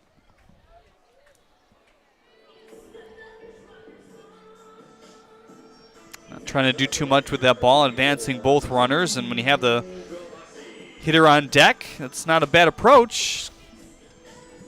He just smoked it the opposite way. We talked about that being his approach in the offseason and just continuing to focus on it as well. Beckman's still getting loose in that bullpen. He hasn't thrown yet, though, so it appears Taylor Jellikowski and the Mammoths are going to try to finish this 4th inning with Donovan Thacker on the bump. That's got to be him, right? Because he's listed as 27 on the lineup card. We've had a few number changes here or there, and we're still getting used to everybody's faces and learning everybody and meeting everybody, I guess, even at that point, because there's so many new guys that are in and out. Looks like Hancock, number 14, is over there as well, but he's been, as far as we know, dealing with some injury issues lately. Didn't expect him to throw today. And there you go. He's tossing now. Beckman is, that is. 1-1 on Galassi. It's Hewitt at third, De La Cruz at second. 2 outs. 1-1 swing and a miss. Cut on low, had Galassi trying to go golfing. Yeah, nice slider, tied him up inside there. We talk about hitting the ball the opposite way. It's just such a lost art today. Miguel Cabrera, probably the best, in the game at one time, maybe still the best at going the opposite way. He's had a heck of a season for that team down the road that's been struggling today. Galassi swings and misses, and Thacker gets out of it and limits the damage to just 2 runs, but a bomb from Lucky Castro to start the inning over the Chevy Pavilion makes it a 4-3 game here as we head to the bottom of the 4th. There are many things you can rely on in this world, like a sunny day brightening your mood, your mom baking the world's best apple pie, and never a dull moment in running your business. And when it comes to time-consuming HR tasks, you can rely on Tryon. Tryon can handle payroll and taxes, employee benefits, and more, so you can stay focused on attracting and retaining the best talent. With Tryon, you don't have to grow it alone. Visit RelyOnTryon.com. You can always rely on Tryon.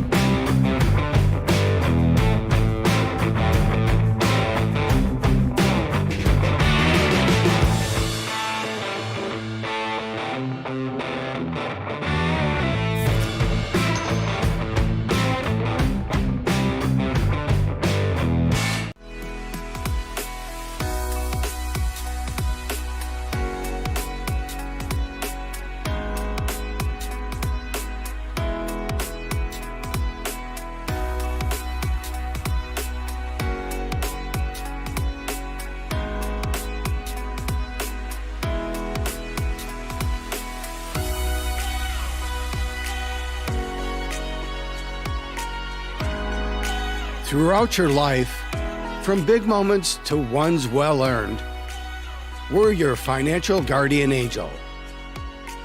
Alliance Catholic Credit Union.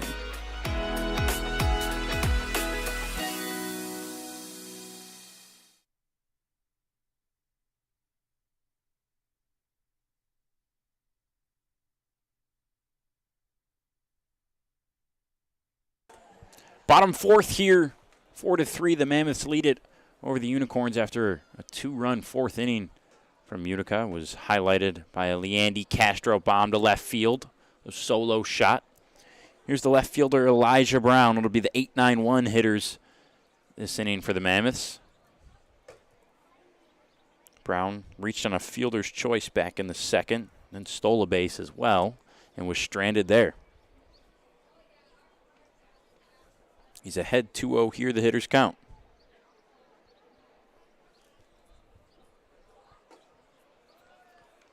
High again for Nick Cardinal, 3-0. So Cardinal comes back out for the bottom of the fourth. We saw what looked, we believe, to be Brian Camacho warming up in the bullpen in the top of the fourth while the Unicorns were at bat. So we weren't sure if Cardinal was going to come out for the fourth or not, but he is. The 3-0 was in there for strike one. That's something we speculated about. How many pitchers we're going to see today? A reminder, this is a 7-inning game on a Sunday afternoon in the USPBL. Most Sundays will be that way. Brown pops this one up. Calling for it is De La Cruz, and he'll make the grab for out number one. Yeah, the thing to remember, Cardinals thrown 51, 52 pitches so far here through three complete. We've seen the velo taper a bit. That started to be a factor in the third, but something to keep in mind is that some of these guys are still kind of stretching themselves out. I mean, there's not many that come into this week, especially maybe next week is the time we start to see a consistent 5-6 from your starters. But for the most part, that pitch cap has been around 80-85 at the highest. And those are your more, in-tune starters that have been already ramping up to that pace. Cardinal, not a clear one to begin this year. Hard hit ball, but foul for the shortstop, Keyshawn Lynch. He's got a 1-1 count. 3 runs, 6 hits, 1 error for the Unicorns. 4 runs, 7 hits, no errors for the leading Westside Woolly Mammoths right now.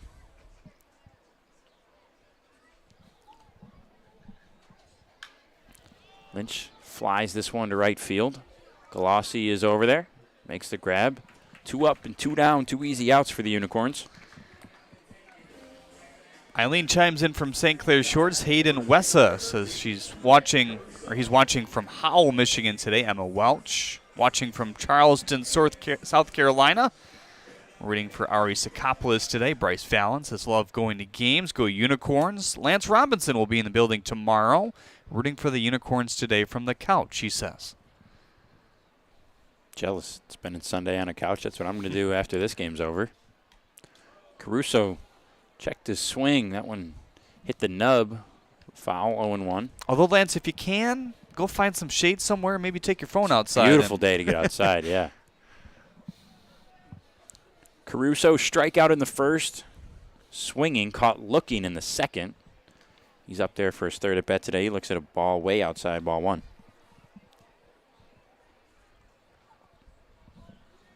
Caruso, we talked about getting the day off behind the plate. Usually the starting catcher for the Mammoths. He's playing first today, dealing with a little bit of soreness in that right shoulder area, something he struggled with last year. Swing and a miss there.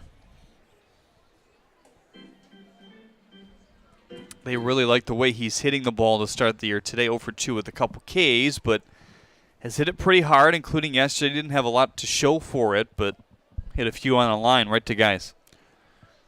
4 for 14 on this season. This one's chopped back short to Cardinal. Bare hands at throw to first is in time. A 1-2-3 inning for Nick Cardinal.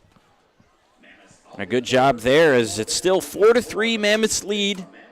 A couple runs scored in the fourth for Utica, and they've made it closer. It'll be Jeremy Otto back at the top of the fifth on play-by-play on the US PBL Network.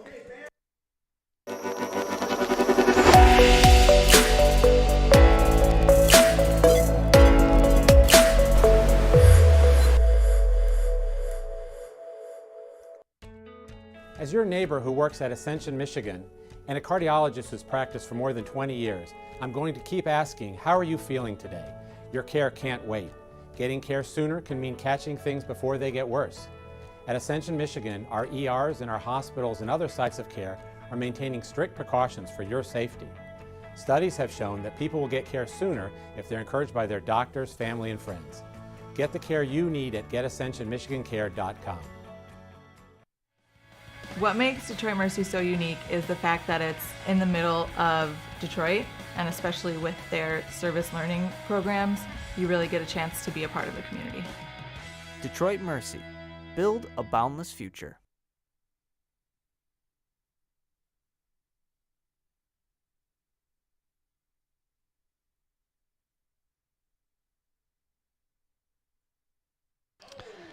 Beckman taking over on the mound for Thacker here in the fifth inning.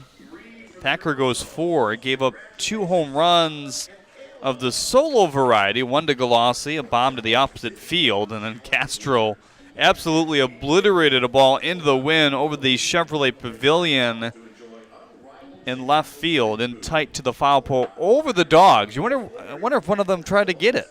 I didn't think about that. There's a very good possibility. I mean, it was snug with the Chevy Pavilion back there. All the Dogs hanging out there. There they are. Got the water set up just in front of the back patio space. Some of the owners choosing to hang out in the shade. Not a bad idea.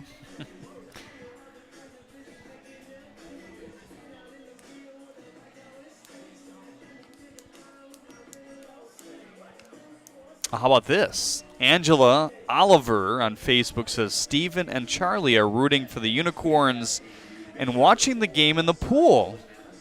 That's how you take in a baseball game. Just don't drop the device. Or maybe it's an outside TV. A lot of more people have those, I feel like, now. Yeah, that's a smart, good investment. We saw those when we went to a local restaurant, Art and Jake's, just off M59 over here. They have those outdoor TVs that look relatively permanent, which is strange in Michigan. But, hey, if you've got that kind of change in your pocket, take the outdoor TV, sit out there, go ahead. Peggy Williams says, let's go Unicorns on Facebook as well. Attilas will lead off the fifth inning for the visiting Utica Unicorns here today.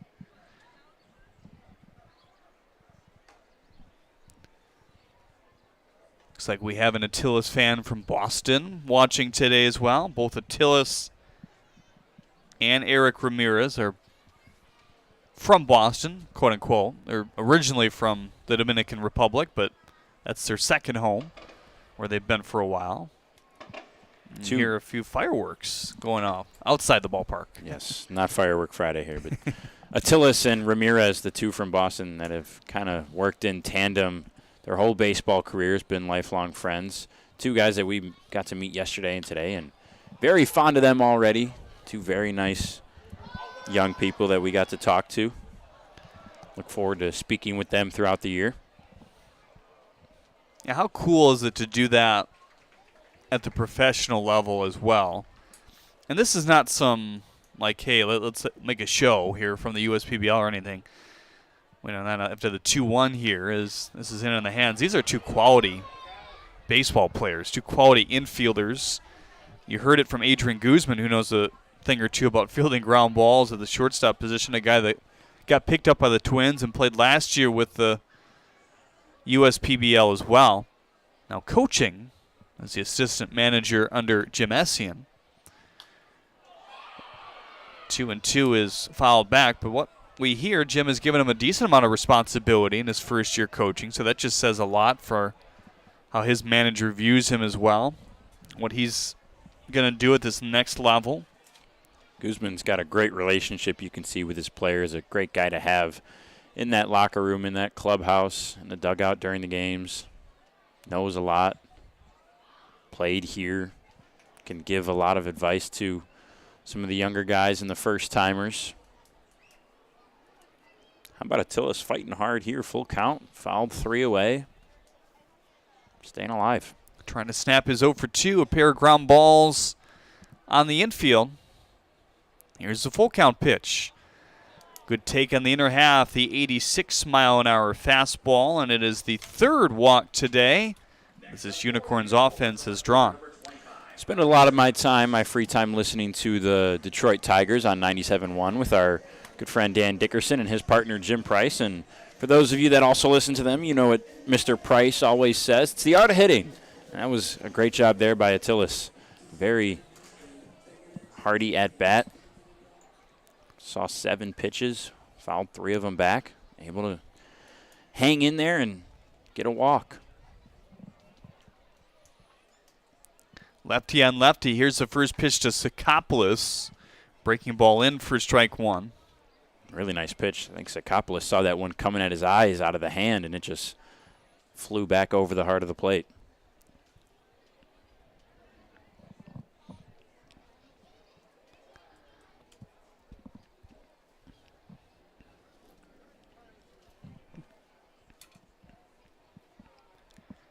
Now the 0-1.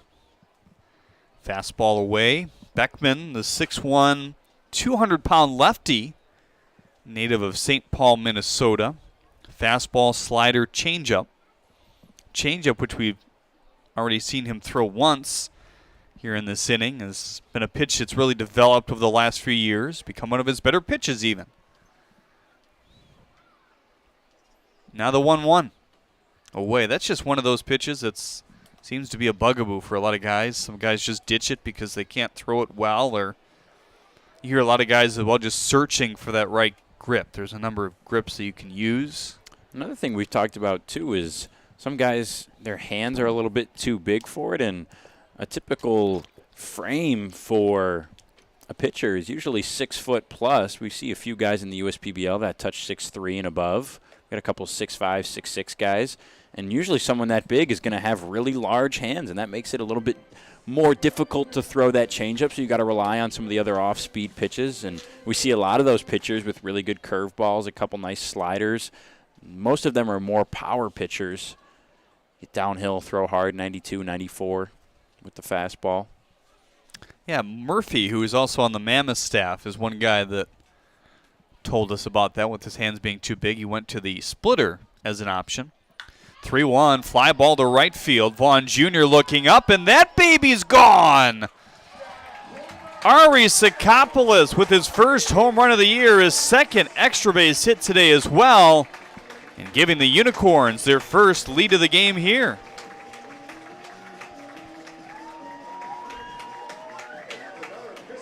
Well, that's big by Ari Sakopoulos to convert and jump on a 3-1 pitch down the heart of the plate. Beckman had to give him a good pitch with a runner on, nobody out, and he absolutely pummeled it. And that goes back to that good at-bat by Attilas. Now instead of a tie game at 4-4, Utica retakes the lead 5-4.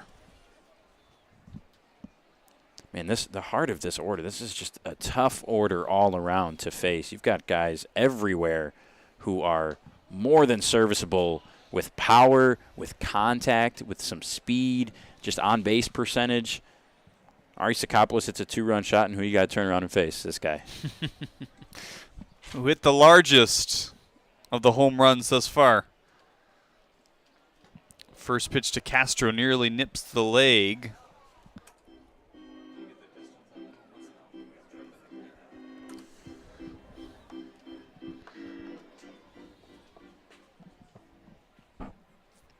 Bolin on deck, Childress to follow. In this 5th inning, brought to you by Jarbcom. Now the 1-1. Fastball trying to be pulled back in by Bauer, but outside. Every home run this year brought to you by Kozak's Mr. Muffler. We thank Kozak's Mr. Muffler for their sponsorship here in the USPBL.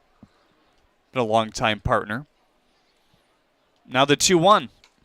Fastball high and away. Another 3-run count to a power hitter. Castro's going to be looking for that same pitch to pounce on that Beckman gave to Sakopoulos. Beckman's got to go low here in the zone, but still try to find it. Now the 3-1 outside. Castro walks, his second of this game, and it's been a roller coaster ride so far here in the 5th for the Mammoths. Yeah, that might be a little bit of a result of the last at bat from Sakopoulos by Beckman there. You get back into a 3-1 count on the next hitter, and you know what just happened, and you get scared and try to maybe nip the zone and just leave that one outside and put on another base runner. Murphy, you saw him heading out to the bullpen now. Malik Bolin. Fielder's choice and a line out thus far today. Using the shades with the sun shining brightly here today. 0-1 on the designated hitter. It's going to be fun to watch Sakopoulos, Castro, and Bolin all compete for the home run crown on this Unicorns team, and maybe even in the USPBL this season. 0-1, swing and a miss, snap throw. Ooh, close, as it was a good swipe tag by Caruso as well, but Leandy is able to dive his way back in.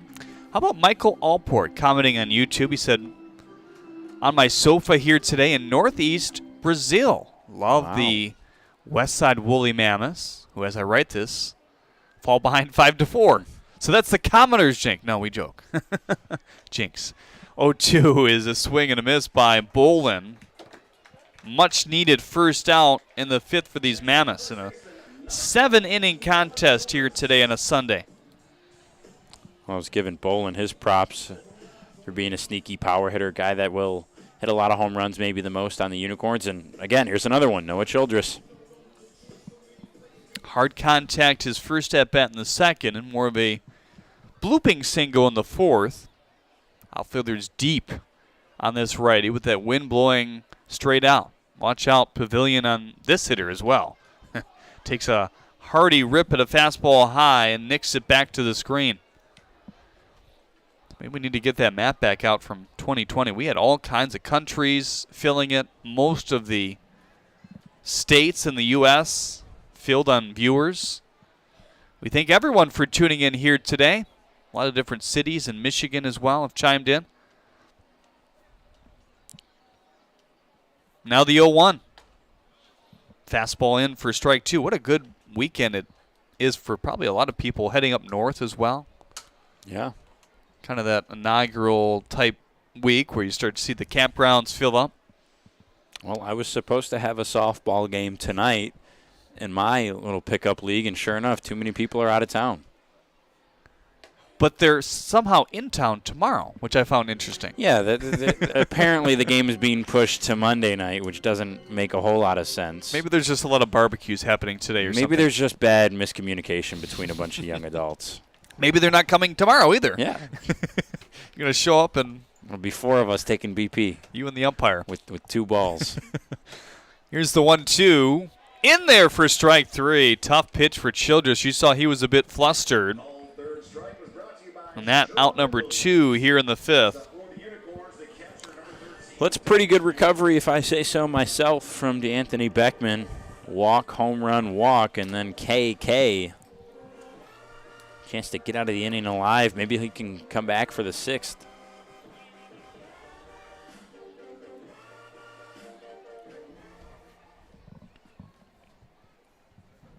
Duncan Hewitt had a walk back in the 4th, fly out in the 2nd. Looking to get some insurance runs here for the Unicorns. 5th, a big inning, though, obviously, in the 7th inning game. I mean, yeah, it's going to be a big home run there from Sikopoulos. Very important.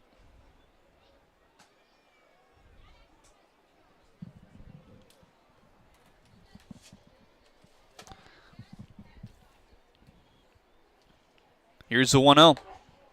Big rip at the fastball at 85. I don't know how well our mics picked that one up. You could hear the grunt there from Hewitt on that swing. Liked what he saw and tried to pounce on it. I think might have just got out a little in front of it. I said another solid game defensively. 1-1, fastball pounded back. Beckman, one of the first picks in the tryout, which happened just before spring training. Played his JUCO ball at Arkansas Tech. That was in 2020, then took a gap year and played last year at the University of Charleston. Or actually, that was this year, 2022. 1-2, checked his swing. Did he go? 2-2 on Duncan Hewitt now.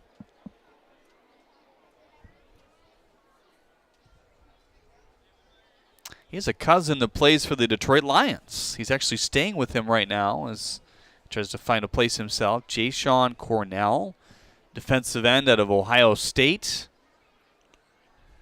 2-2 pump back. You were at spring training. I don't think I was there with you that day, but Jay-Sean actually showed up to a spring training game, didn't he? Or maybe that wasn't you telling me that. Somebody told me that. I think one of the interns might have told me that. Oh, yeah. Yeah, I remember that conversation, yeah. I'll tell you what, that's got to be a household that's has a lot of food. 2 professional athletes in that household at once. They've got to have a stocked fridge in there. 2-2, fluttering into center field. Ooh, watch out, Parker and Lynch. Parker calls off Lynch at the last moment to make the catch, and all Keyshawn could do is breathe a sigh of relief that they didn't collide. Walk, home run walk to begin the inning, then strikeout, pop out for Beckman on the USPBL network.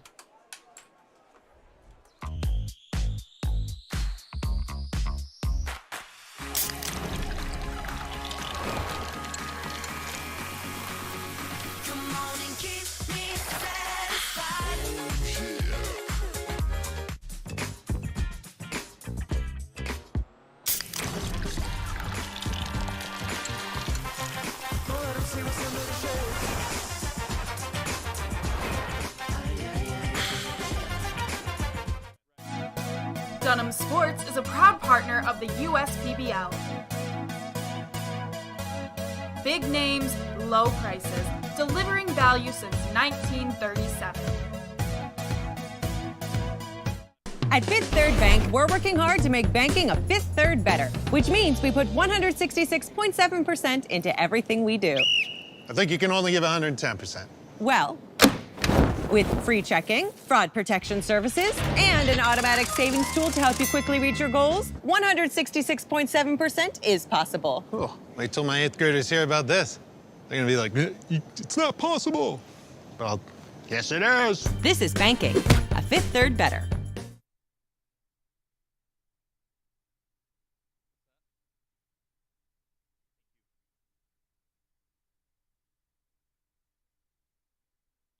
Brian Camacho taking over on the hill here in the 5th inning for Nick Cardinal, who went 4 complete. Good finish to his outing after a bit of a rocky 3rd where he gave up 2. Bauer and Vaughn Jr. both scoring there. But he finished it off with a 1-2-3 4th frame.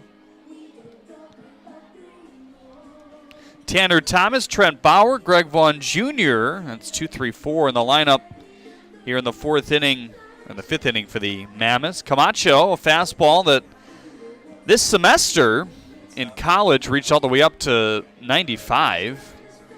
Hasn't quite gotten there in game action quite yet. He was a consistent 90-92 on opening day on Thursday. Some Latin American roots, native of Puerto Rico as well.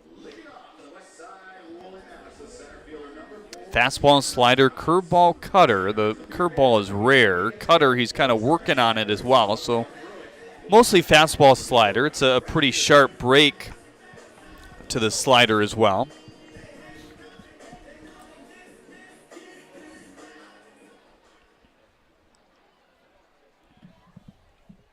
Thomas today, a single and a stolen base and a run back in the first, and then the ground out in the third. First pitch, roped, but right at Attilas at short.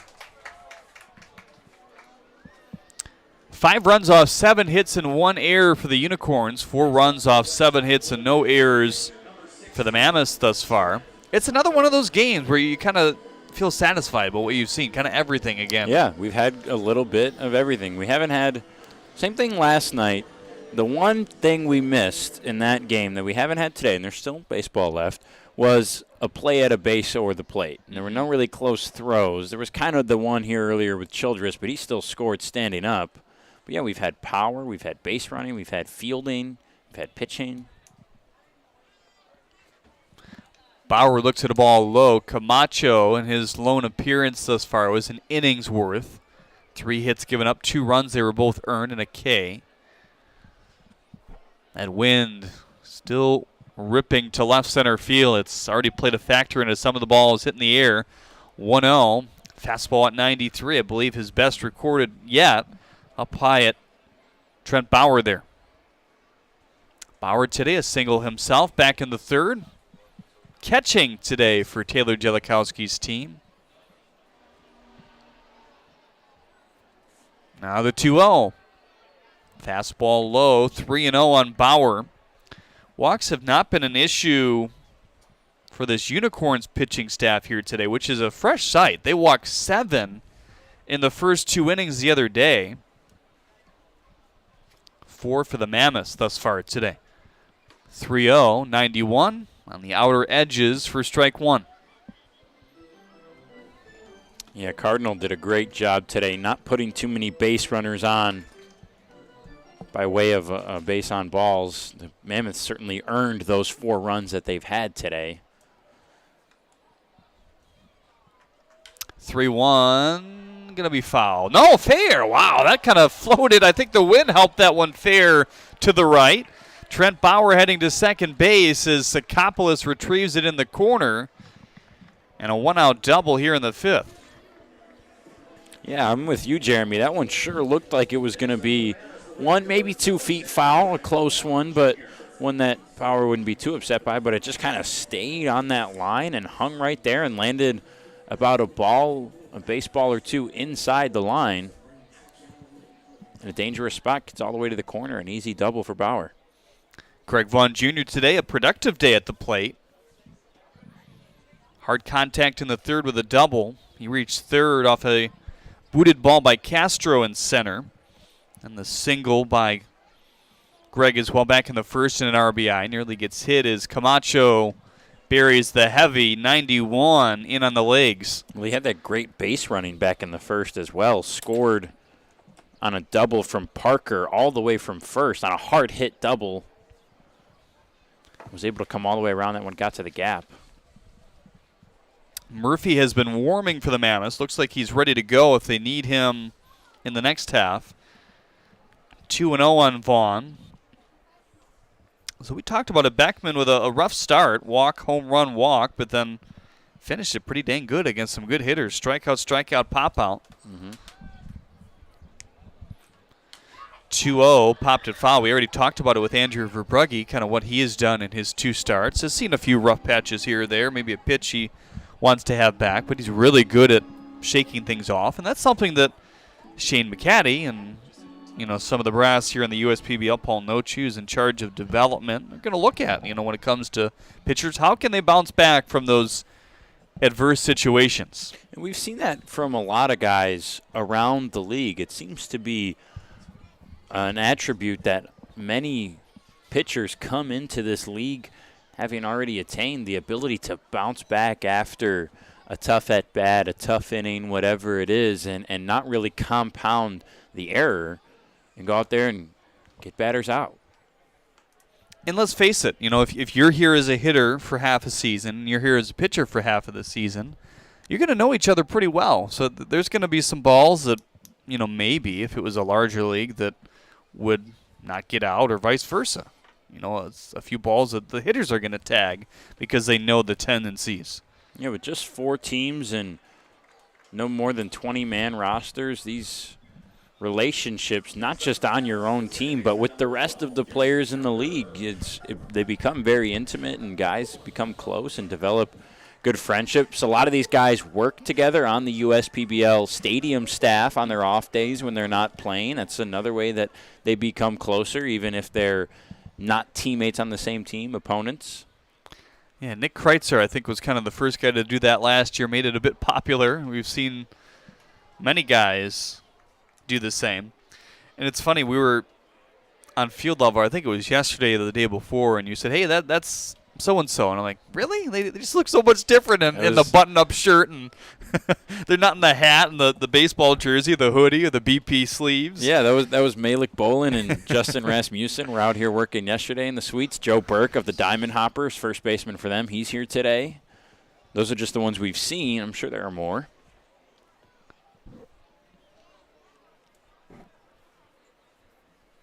I think WWJ did a piece on that last year. There's a reporter sitting at one of the diamond tables and realized, hey, this is Kreitzer. Yeah. It's a good way to stay involved, stay at the ballpark, see some of your other friends and opponents who you might have to face at some point, maybe get a little bit of an edge that way, make a few extra bucks cash for these guys. It's a great opportunity. And good on Kreitzer for kind of starting that and making that a popular thing, and clearly he recommends it to some of the other guys in the league, and they have taken his advice. Yeah, a lot of host families are utilized, but some guys do stay in apartments, so there's obviously some cost to that. And it's not easy to just kind of move across the country and play independent baseball at times, as Hewitt blocks that one. These guys not only trying to make it to the next level, but stay active, stay in shape,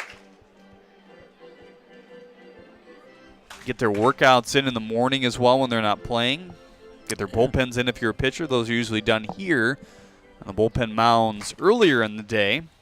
It's a busy lifestyle, busy day being a pro player here in the USPBL.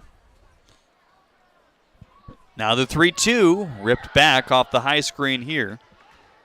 Parker today with a single and an RBI in the first and a ground out and an RBI in the third. That was on kind of a check swing down the third baseline.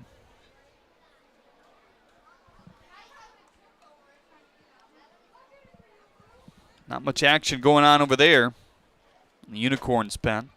3-2 in on the hands and back towards the suites.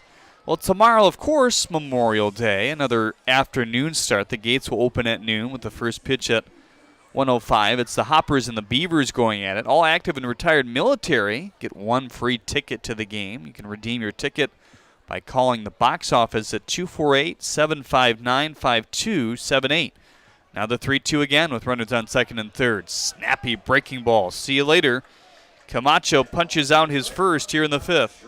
Parker knew that right away as soon as that ball landed that he was caught looking. Camacho with a nice sweeping bending curve. That one started outside of Parker's head and came all the way back around, and he stared at it as it crossed the plate, and he knew it. It's a really good pitch from Brian Camacho. And in addition to the military receiving free tickets tomorrow, there's also a hat giveaway. The first 500 fans through the gate will receive a free Memorial Day hat courtesy of Chief Financial Credit Union, so that's fun. Be good on a day like this as well. Yeah. Problem is, isn't the hat black? Maybe dark blue? Dark blue. Dark blue, red, and white.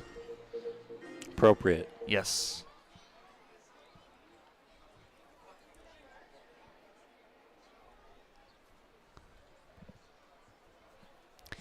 Here's the 0-1 to Weinberger. Pops it up foul.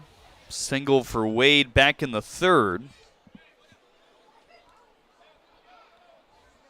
Next Friday, of course, Fireworks Friday here at the ballpark. But you can also meet the Mammoths, presented by the Detroit News. You can take photos and get autographs from your favorite woolly Mammoth player before the game. It'll be available from 6 to 6:20 in front of the TLC Clubhouse. Now the 0-2. Slider low. 1-2 on Wade Weinberger.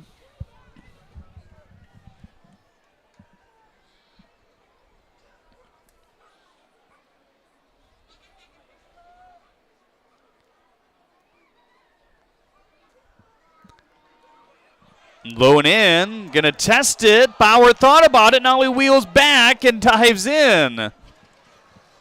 Hewitt says, calm down, everybody here. It was cartoonish from Bauer there over at third. Kind of did the road runner run in place and go back to where you came from. I thought he maybe could have scored had he kept up with it, but once you make that half second of hesitation, a quarter of the way down the line, that's when it's already too late. You got to commit and you got to just go full send to home plate.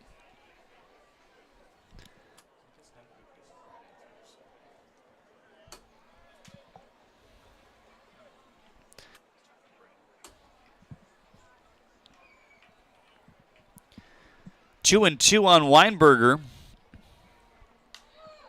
In on the hands again and lifted foul. The fastball at 99. So Fireworks Friday, the normal. And meet the Mammoths. Classic Rock Night on Saturday. Presented by 1067 Detroit Wheels. Can listen to music from the American Ages Band, who's been here in the past. And you know what Sunday is? Jurassic Adventure Day. Ooh. 2-2 again fouled off. That one at 92. You have the opportunity to walk away with free movie tickets as well to see Jurassic World Dominion in theaters starting June 10th. This says MJR Theaters ticket giveaway. I just was looking on Twitter the other day. An older person, around my age, older, but young adult, said that they were explaining to someone younger than us about the MJR clap. And I realized it's been years since I was in an MJR theater and got to do that. I need to get back there. It's more fun at MJR, yeah. Hewitt heading to Camacho. Looks like maybe just a communication thing. Now, were you a participant of the MJR clap? I've been with people who are embarrassed. I've been with people who are enthusiastic with it. I clap. I don't get crazy with it, but I participate. I'm somewhere in the middle, I think. Yeah. Okay.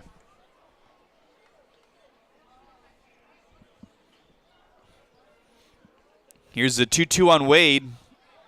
Fouled off the screen. There's a MJR Theater not too far actually from the ballpark on Van Dyke. Yep. Been to many shows there. I'm excited for Jurassic World, though. I don't know if you're a Jurassic Park World guy. I never really got into it. I think because it was before my time, and then when the remakes and stuff and the newer ones kind of came out, I just never really had a huge affinity for the dinosaurs. I think I kind of missed the prime. I was into them a lot, as a younger kid, but by the time the new ones came out, I was already too old for it. 3-2 on Wade. Bauer on third. Vaughn, I beg your pardon, is on second. 3-2 again. Popped him up into the short outfield. Might be trouble. De La Cruz and company going over. Ooh, reaching his arm back into fair territory is Sikopoulos as he makes the catch. Again, the Unicorns able to escape a big inning. One out double. 1-out walk, and a strikeout and a pop-out here in the 5th inning. We are still sticking with the same score here. There are things you can rely on in this world, like your dog being happy to see you, coffee getting you through the day, and the government changing business regulations. And when it comes to navigating those regulations, you can rely on Tryon and its team of attorneys. Tryon can also tackle time-consuming HR tasks like payroll and employee benefits, so you can stay focused on growing your business. With Tryon, you don't have to grow it alone. Visit RelyOnTryon.com. We're the financial champion of Michiganders. Whether you're a goal-getter or dream chaser, an empty nester or up-and-comer, anyone in Michigan can bank with us. Michigan Schools and Government Credit Union.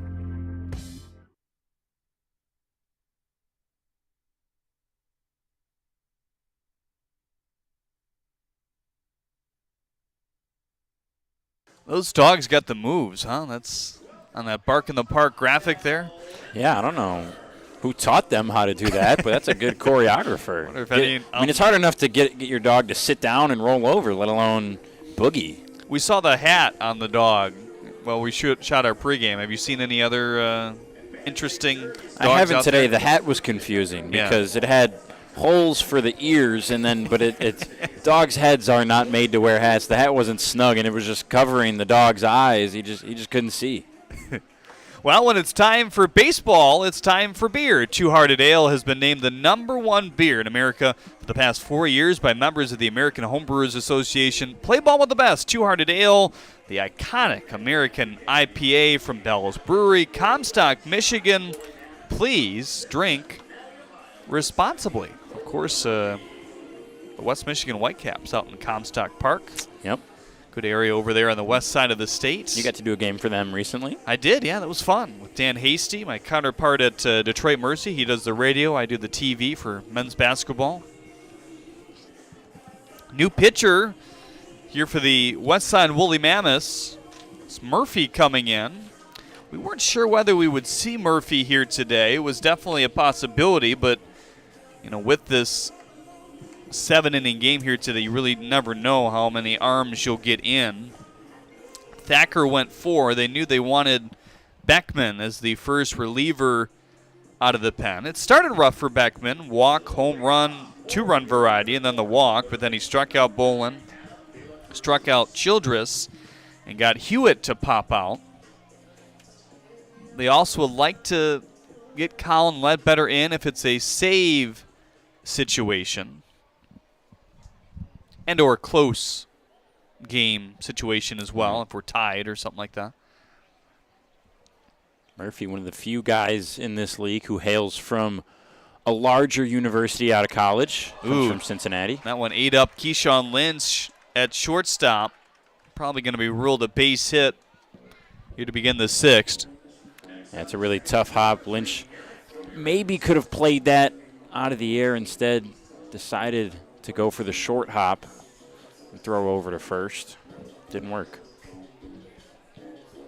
Murphy, another one of those converted guys on the mound, definitely has some pitching experience prior in his career, but mostly was an infielder with Cincinnati. Hit just 194 with a slugging of 343, so I think he realized that his best opportunity to play at the next level was pitching. Yeah, I think the thing that strikes out there was 42 walks to 170 strikeouts. Most batters are going to strike out more than they walk, but that's a pretty hefty ratio to have there. So he wouldn't mind that ratio as a pitcher. No, no doubt. That'd be a good one. So in preparation to kind of switch over to pitching again, he moved to Phoenix and worked out at Fuel Factory, a facility over there. Worked out with 35 big leaguers.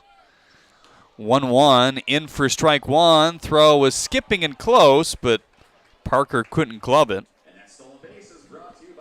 So De La Cruz swipes the bag here today, brought to you by Huntington Bank.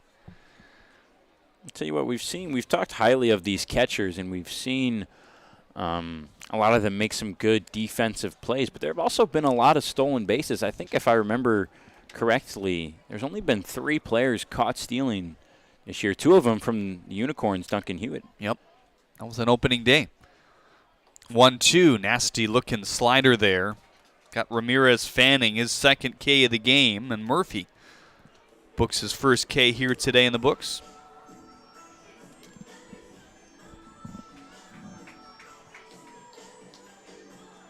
Certainly was a nasty slider there. Ramirez kind of never had a shot committed to it before it got to the plate.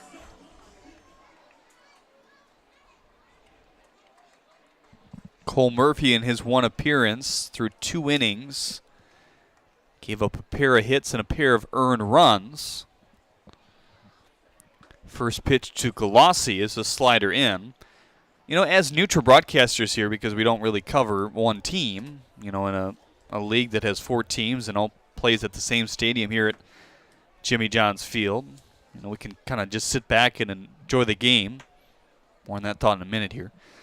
The 0-1, a chopped foul. But today especially, I don't know why it's hitting me, but, you know, I see Galassi come up to the plate, and it's like, darn, if you're the opposition, you know, it's one thing to turn it over the top of the lineup. It's another thing to turn it over the top of the lineup with speed and power, as he showed to begin the 3rd inning with a leadoff solo shot the opposite way off the scoreboard. 0-2 high and in, the fastball there. Murphy with a 4-seam, a 2-seam, a splitter, and a slider. That splitter was what we were talking about earlier with the bigger hands. Yep.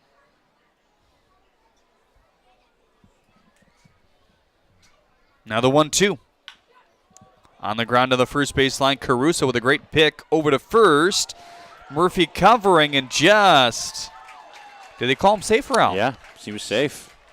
Nice job by Galassi. You mentioned power and speed. Hustled down that baseline. He knew that was going to be a tough play, and Murphy was going to have to kind of race him over there and was just half a step behind.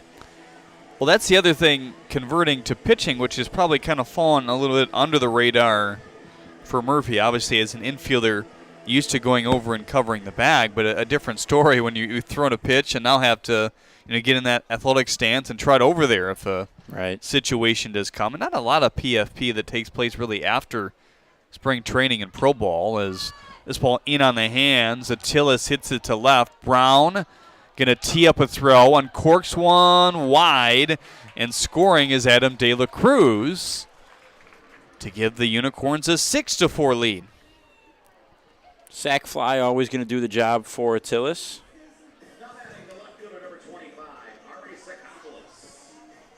Going back to the point you made a couple batters ago before Galassi got down to first on Murphy with the changeup and the bigger hands, like we talked about earlier, Murphy stands at 6'6", so just those taller guys, you're not going to see a changeup with them as much, especially if they have one. Don't know how effective it's going to be as opposed to some of those other, like a slider that could have high velocity or a 12-6 curve.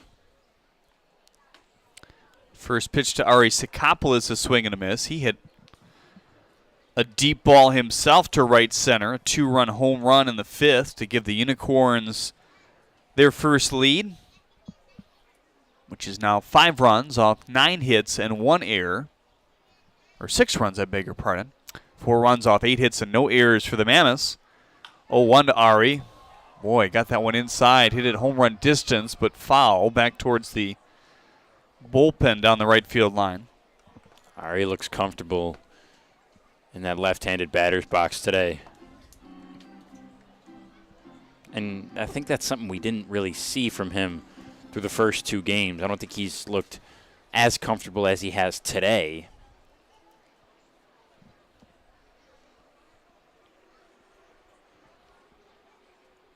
Seeing the ball well out of the right-hander, Murphy. Now the 0-2. Change up low, or the splitter low, maybe. Which is surprising that he belted that home run from the lefty Beckman the last time up.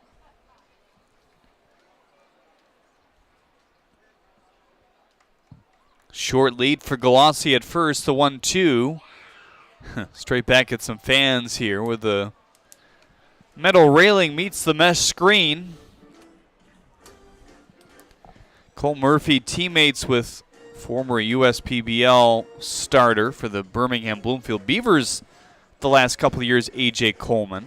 Coleman has since moved on to the American Association, playing for the Chicago Dogs. They have a really nice stadium out in Chicago. 1-2, chopped foul. In their rotation has made 3 starts, 3.86 ERA through 14 innings. One of the nicest guys you'll meet. His dad, longtime general manager of the Cincinnati Reds as well. Just a baseball family. His grandpa, Major League All-Star. Now the 1-2, chopped foul.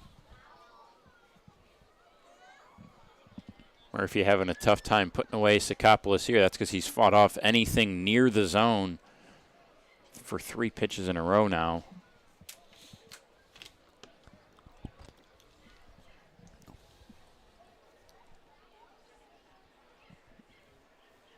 Double line-out home run. The distant sounds of barking in left field. Fly ball, right field, high in the air again. Towards the foul pole it goes. It is caught at the wall. Greg Vaughn Jr. in a little bit of a roller coaster ride down the right field line. He can smile about it now. That wind tapering with that baseball up in the air.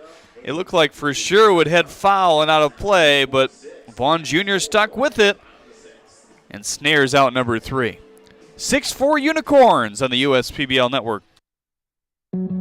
Every summer, my family loves to have a neighborhood movie night in our backyard. And with my Chevy Blazer, I can head out and get everything we need for a great night. It has plenty of room for picking up friends, and the available hands-free liftgate is perfect for loading unhandy supplies. You know, it may be movie night, but my Blazer is the main attraction wherever I go. Lease a 2022 Blazer 2LT for just $239 a month for 24 months. Put it in D and see why Chevy drives the Motor City.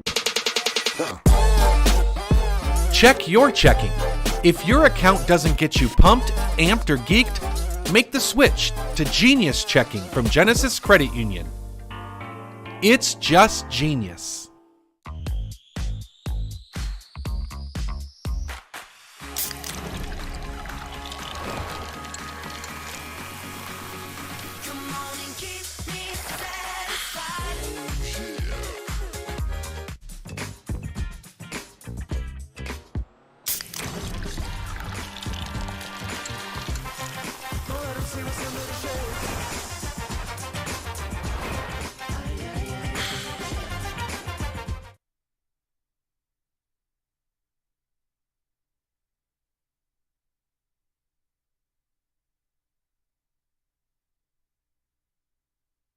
Well, talking about a nice vacation spot here in Michigan, here's the Saugatuck native, Carsey Walker. He will take over in the 6th inning for the Unicorns. Camacho throwing 1 complete inning here today, stranding a couple base runners with 2 big outs, just a couple good hitters, and Parker and Weinberger. Ever been to Saugatuck?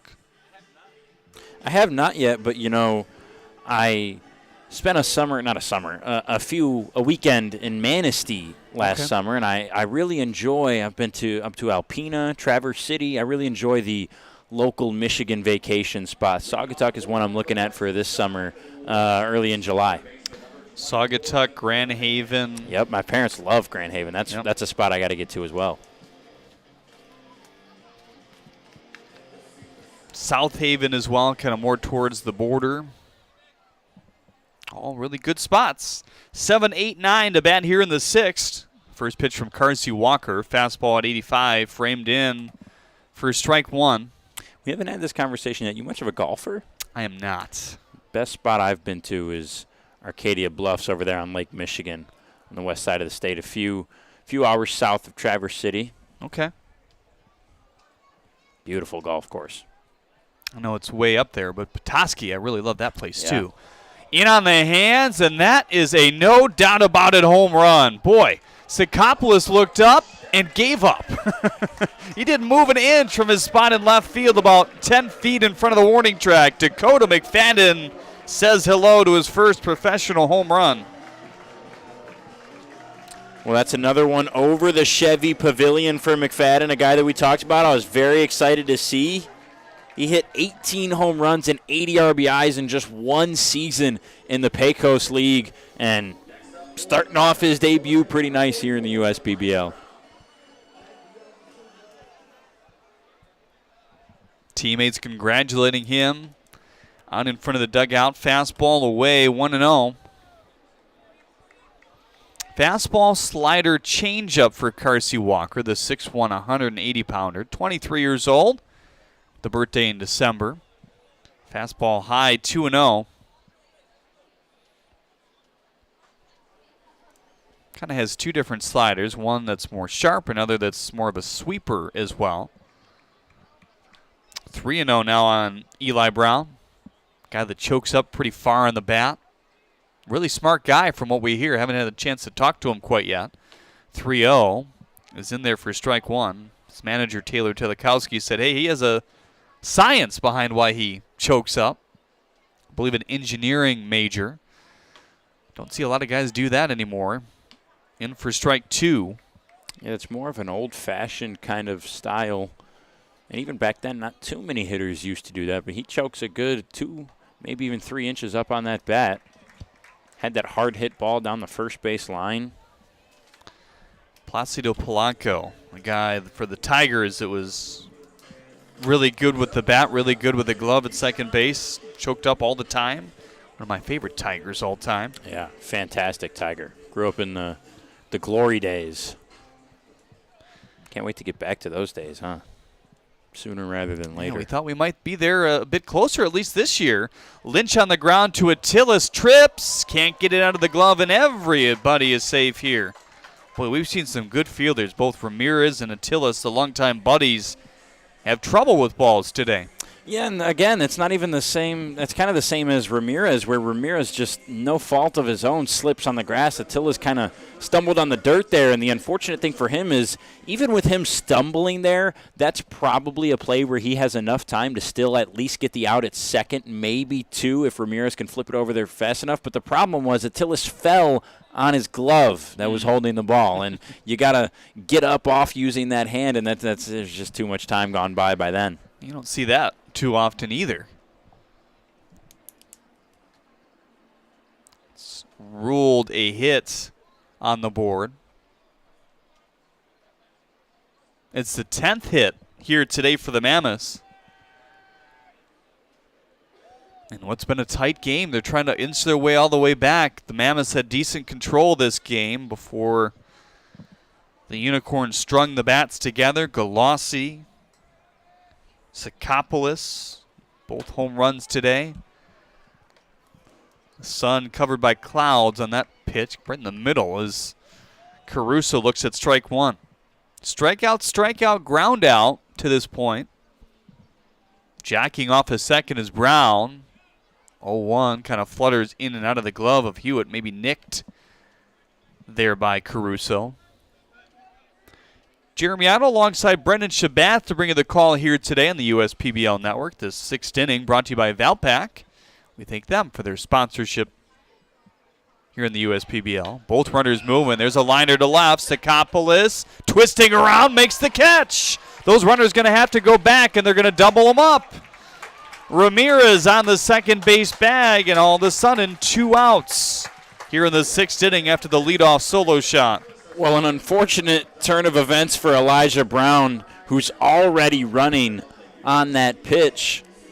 Keyshawn Lynch was able to make it back to first, but Brown had already gone trying to steal third. They had the hit and run on, and Caruso hit a bullet to left and had a chance. I thought it had a chance to maybe hang and get over the wall, but Sakopoulos made a very nice jumping play on the warning track right into the wall and then had the awareness, get it back into second base and double him up. Just kind of looking at that play, and even on Greg John Jr.'s play that ended the last half inning as well. First pitch to Tanner Thomas, ripped to right, a base hit. They continue to swing it here as Keyshawn Lynch scatters to second base.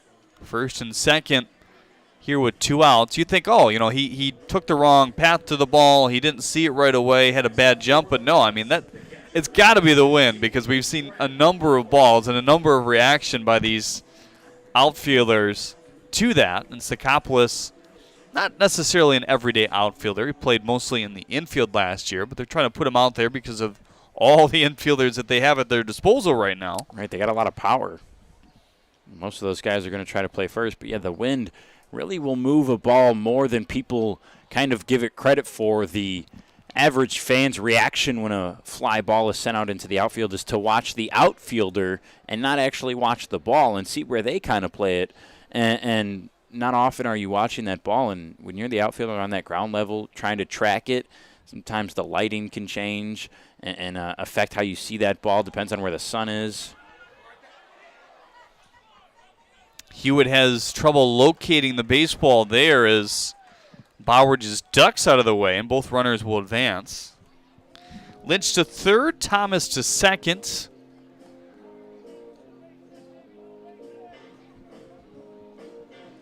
And all of a sudden, the tying run is on third base. The go-ahead run on second. Trent Bauer with one swing could give his team a 2-run lead.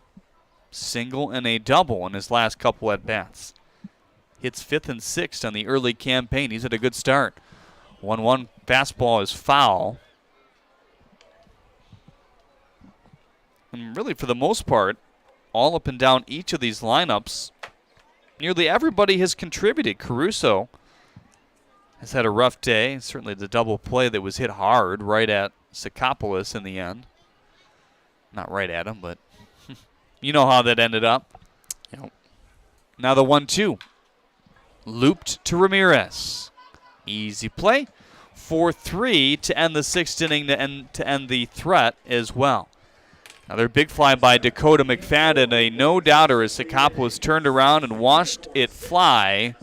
One more run closer, 6-5. We'll see if we see Colin Ledbetter in the next half.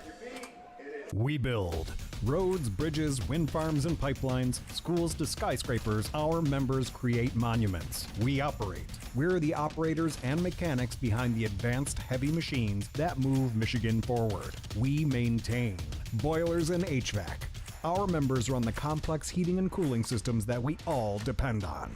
Our training is second to none, and safety is our priority. We are Operating Engineers 324, and we keep Michigan running.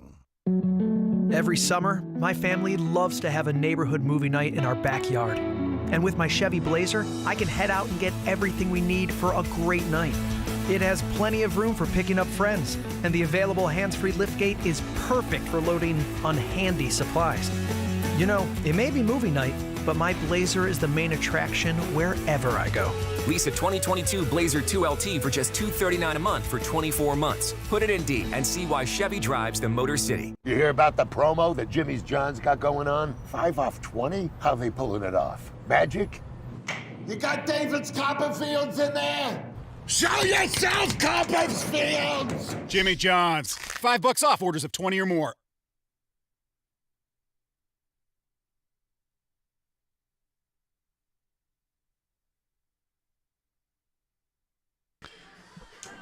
Cole Murphy is back out there for his second inning of work, maybe just kind of plodding in case there's extra innings. You look at the pitching situation for the Mammoths, and it isn't too endearing to extra innings. Good thing there's those new rules in place, because really Murphy and Ledbetter are the only two guys left. Dearman is out of the equation. How many pitches and innings he threw yesterday, striking out 7. In a big-time relief role. Lokinen starting yesterday. He's out. Beckman has already pitched. Vasquez started in the non-public game the other day. Hancock still on the shelf for a little bit. I think he'll be back fairly soon in the next couple weeks, hopefully, with a nagging elbow injury. Yeah, it's a pretty good decision by Taylor Jellikowski. Throw Murphy out there for an extra inning. That's not going to do too much damage to him. If you don't go into extras in this game and don't need to use Colin Ledbetter, then it's just an extra day of rest for your closer.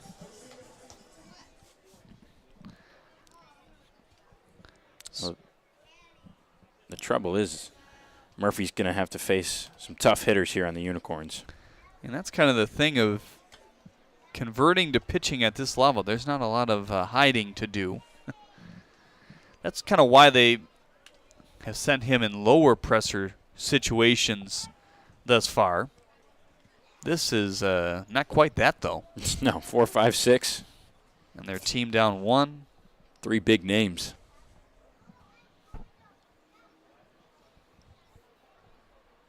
Now the 1-1. Slider high, 2-1 on Leandy Castro. 1 for 6 start coming into play today with a walk. He now has 3 walks in the season and 2 hits. And the first professional home run. Hopefully they got the ball for him, which sailed a long way into the jet stream. I don't know about that one. That one could be wet in a dog's mouth somewhere. Yeah, that's true. Could have gotten stuck behind the brush, behind that storage facility back there. Yeah, to the right of that storage facility. And wow, is there just a bunch of, is that field dirt blowing now? I don't know what that is. There's that haze. Weird. Kind of smells, too. I was 2-2 just gonna is say that. Off the top of the glove of Bauer.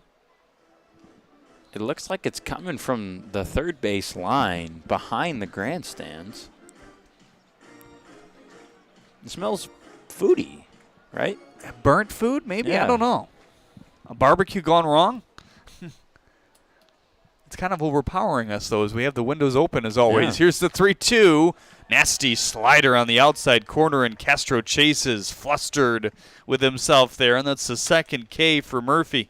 It's a good start and a good confidence boost for Cole Murphy in a tough clutch spot here, top of the 7th, down by a run, having to face the 4, 5, 6 guys. It's exactly how you want to start it with a strikeout.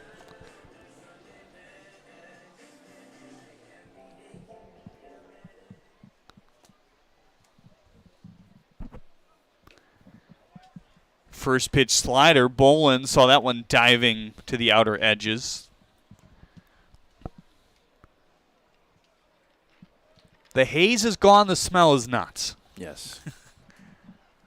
Look at us giving you all the senses here on the USPBL network. It's windy. Some wind coming off that slider as well from Murphy of late. Certainly a work in progress, but he's showing some good signs today. Yeah, he's really dotted a few balls in the zone, has worked it around, filled it up a little bit. Looking for 3 in a row, not quite. 1-2 now.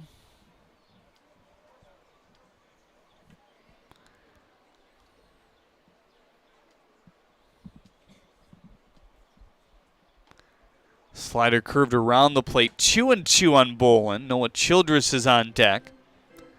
Single in the 2nd, single in the 4th, strikeout in the 5th.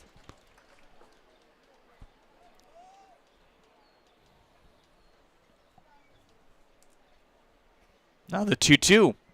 Fluttering up the middle, look out. Lynch trying to bare hand, do or die play, can't make it.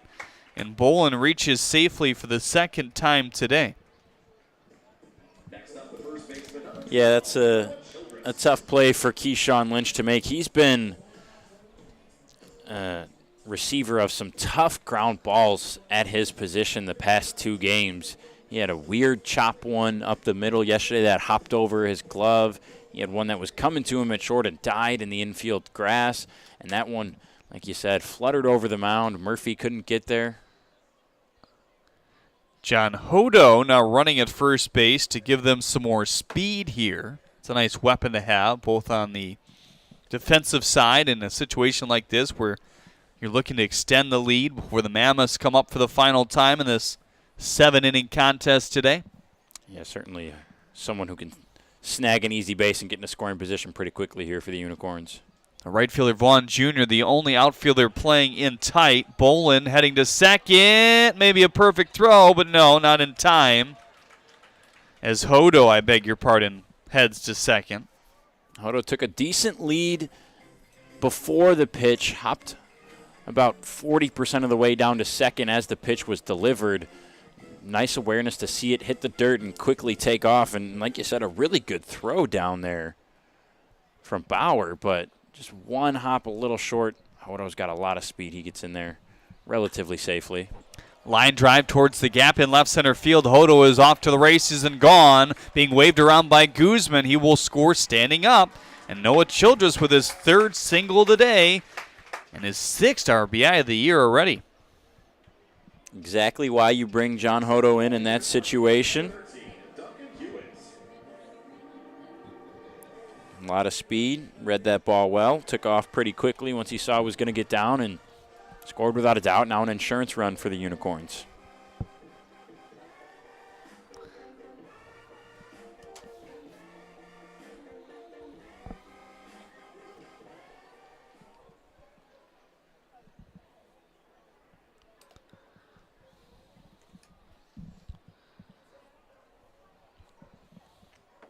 Lambert taking over at first base now for Childress. First pitch slider to Duncan Hewitt off the plate outside.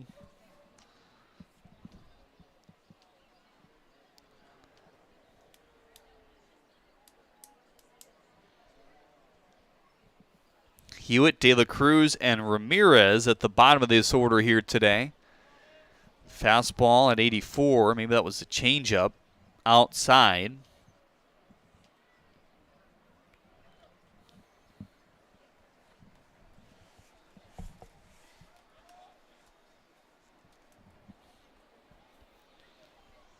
The 2-0. Runner in motion again. That one close to the third base bag, but foul. We've learned today to not assume foul balls because that one was hit very hard. The other one was kind of floating down the third base line and ended up hooking fair to the right, which is not something you see very often. Yeah, we learned that the hard way today.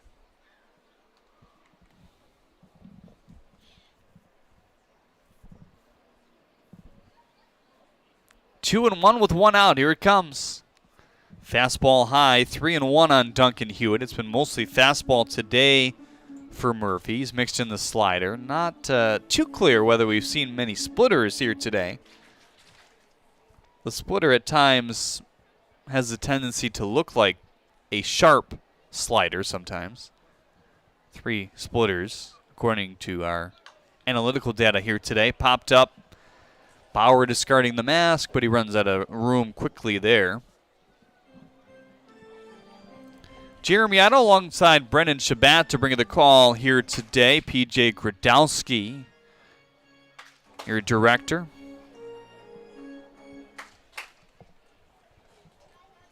Everybody working on this holiday weekend here today. Glad you could join us for an inning or two, or maybe a full game. 3-2 with the runner moving.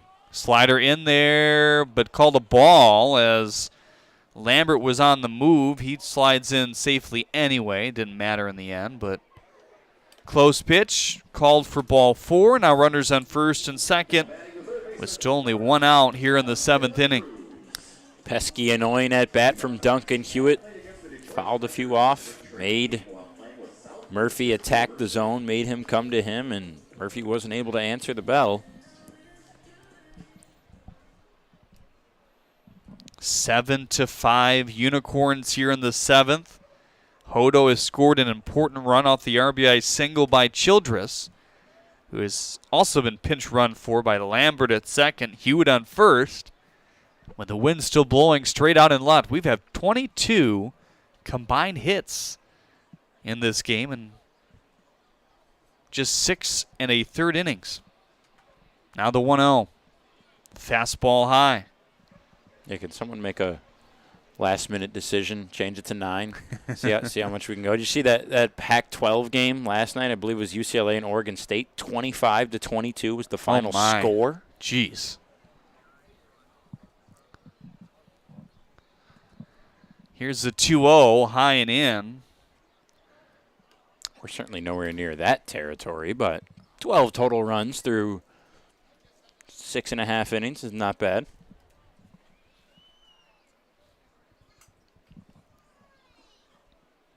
3-0 on De La Cruz. Delivery pops it up.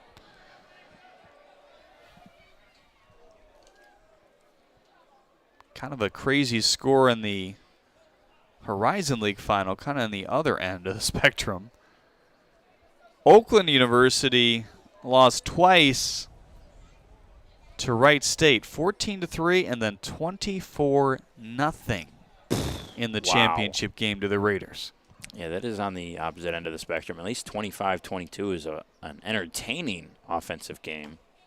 18 hits for Wright State compared to 3 errors for the local Golden Grizzlies. New home of a guy that I covered at Michigan State on the basketball team, Rocket Watts. Yeah, kind of a surprising pickup for Greg Campy, but a good one. 3-2 outside, and now the pond is full of ducks again here in the 7th with back-to-back walks.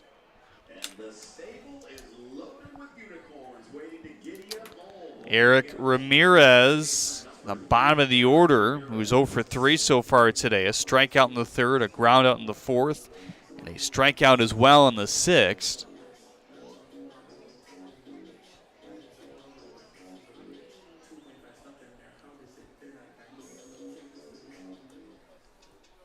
Shane McCaddy, our own here in the USPBL, pitched at Oakland University back in the day. Had some changeover in coaches. Fly ball, left field, back, and gone!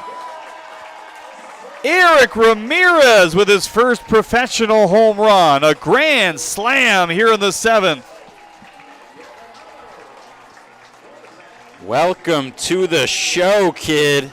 Eric Ramirez gets his first hit as a pro, home run as a pro, grand slam as a pro, and essentially closes the door on this game. Wow. At one point, the Mammoths had control. Now it feels like the Unicorns have full control, 11-5.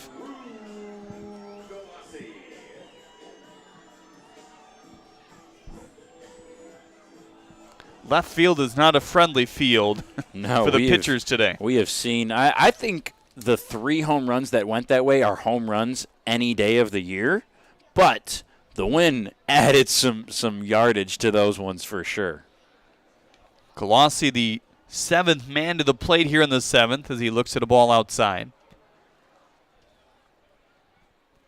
Boy, it looked like this was going to be a good start to the top of this 7th for Cole Murphy. He had a strikeout to Leandy Castro, a very dangerous hitter who sent a bomb earlier today, and it was just a 1-run game at that point, and it's been all downhill since then for the Mammoths there. And Cole Murphy continues to throw. The bullpen continues to be empty. It's one of those days, trying to eat up some innings and outs.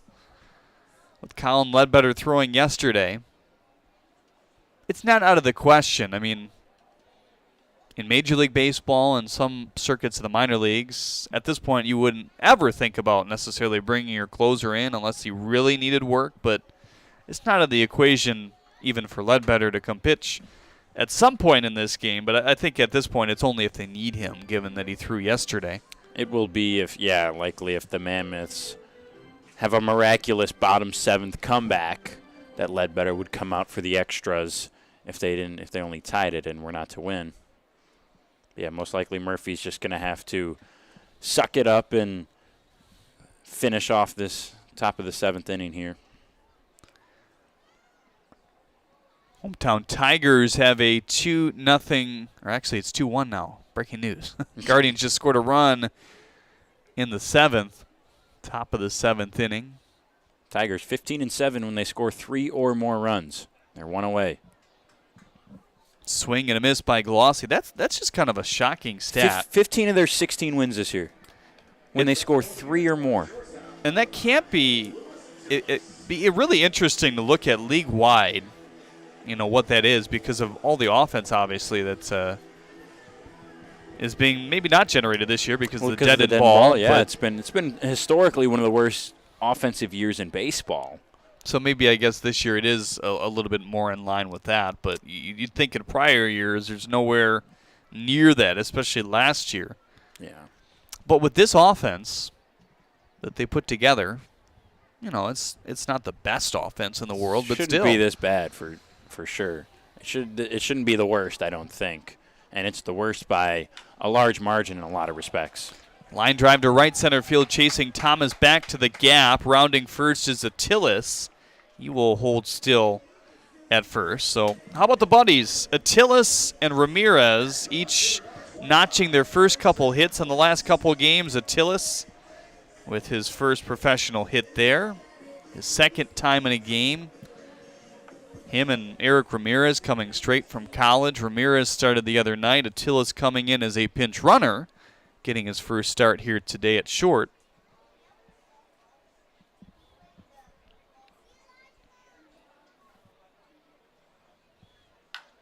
Line drive to right. That one hugging the foul pole and the berm. It's gone. The second home run of the inning and the second home run of the game for Ari Sakopoulos. His third extra base hit as well. And now the Unicorns are teeing off in the seventh. I said it earlier today, you think that guy's comfortable in that batter's box? Because he sure looks like it. Sure is. Fourth run he's driven in as well. The advantage of having not just a lefty in this lineup for the Unicorns, but a lefty dominant power hitter to go against a very righty-heavy league. Fly ball to center. The wind chasing that one back maybe a little further than normal. Thomas in front of the warning track, and after 50-plus pitches in a couple innings, Murphy is out of the seventh. They bat around here in the seventh inning, and the Unicorns have a commanding lead all of a sudden. Back with the home half when we get back.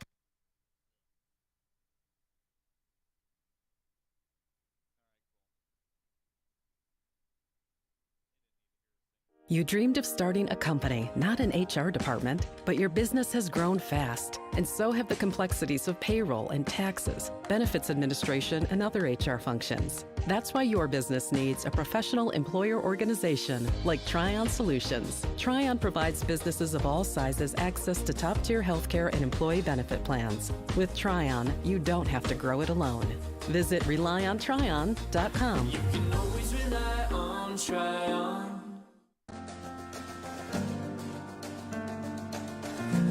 We joined Green Path and instantly felt a support around us. They developed a plan on paper, and this is how we're going to do it. The plan that they gave me was something that was sustainable. It was something I could do. It was actually lowering my payments monthly by hundreds of dollars. Choosing Green Path is a no-brainer. At Fifth Third Bank, we're working hard to make banking a Fifth Third better. With free checking and fraud protection services, 166.7% is possible.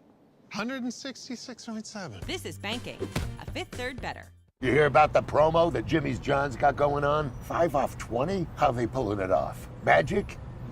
You got David's Copperfields in there? Show yourself, Copperfields! Jimmy John's. $5 off orders of 20 or more.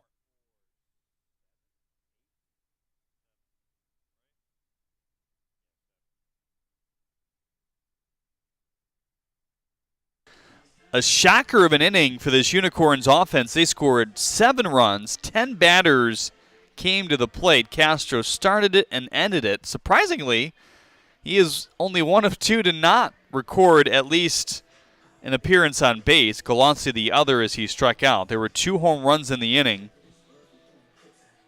The biggest being the first professional home run, a grand slam to boot by Eric Ramirez. 2-run bomb by Ari Sakopoulos that nearly carried the berm. That's not a bad way to start your professional career if you're Eric Ramirez. A first pitch, essentially a no-doubter.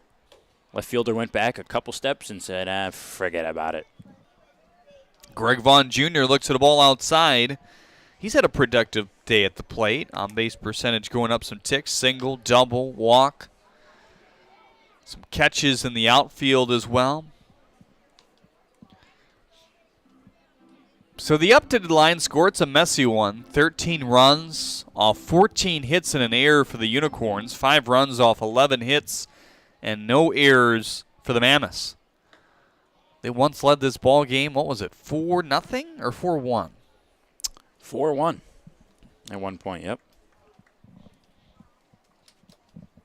Donovan Thacker starting for them, 2-1. Fastball slotted high for Carsey Walker, getting his second full inning of work. Gave up a leadoff home run to Dakota McFadden in the 6th to make the game 6-5. That one splits in for strike 2.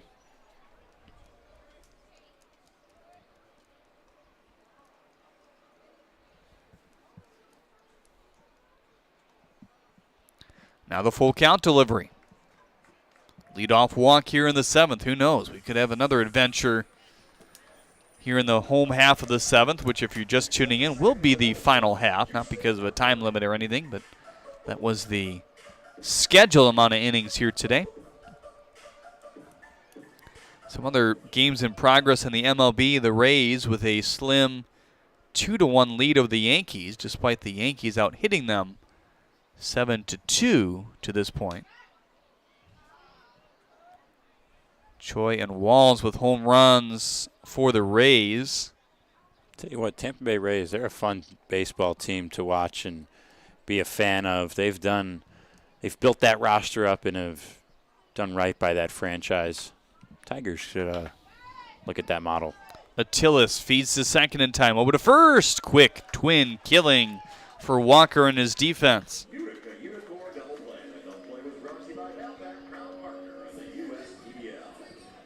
Battle of Chicago happening this weekend as well. Cubs and White Sox.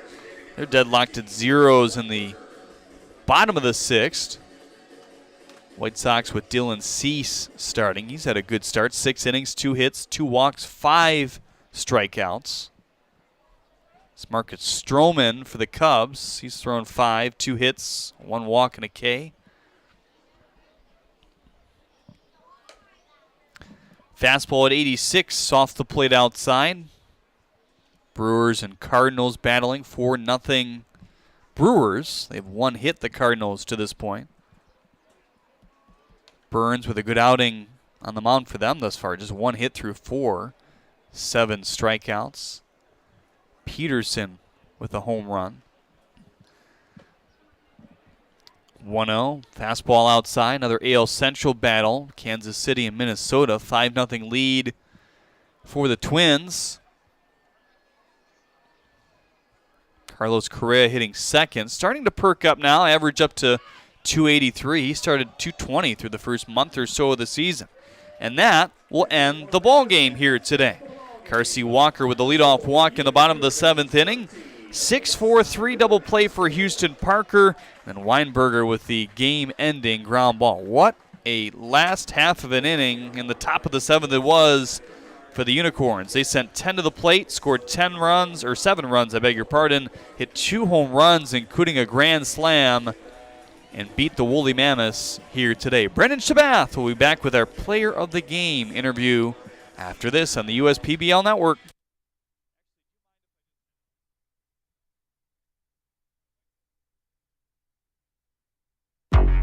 If I hit a home run, then you know what's going out of the park. Yeah, bases loaded, we ain't letting up. Scoring back to back, you can count it up. United we stand together, divided we fall. Ain't no turning back, we done came too far to turn around and have a seat now. We don't compare, cause we unicorns. Illuminate the dark with my uniform. Every time you see me stand up and salute me. It ain't no competition, not even from you. If I hit a home run, then you know what's going out of the park. Yeah, bases loaded, we ain't letting up. Scoring back to back, you can count it up. United we stand together, divided we fall. Ain't no turning back, we done came too far to turn around and have a seat now. We don't compare, cause we unicorns. Illuminate the dark with my uniform. Every time you see me stand up and salute me. It ain't no competition, not even from you.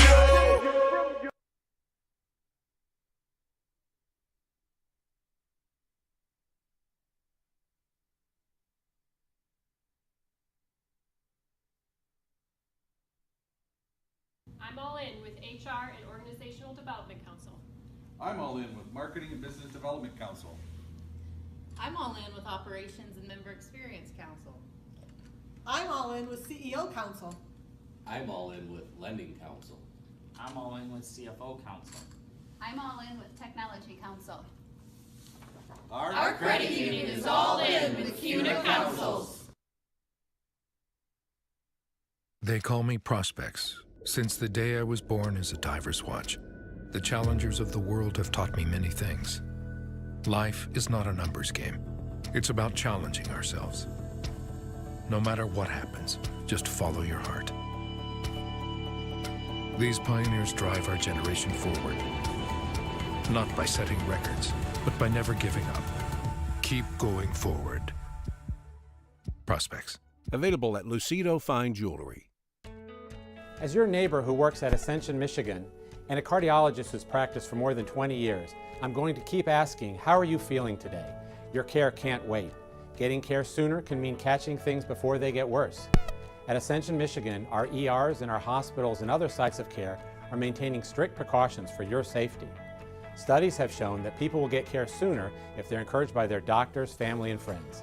Get the care you need at getascensionmichigancare.com. Slide into a new home. Work with a local mortgage pro who works for you.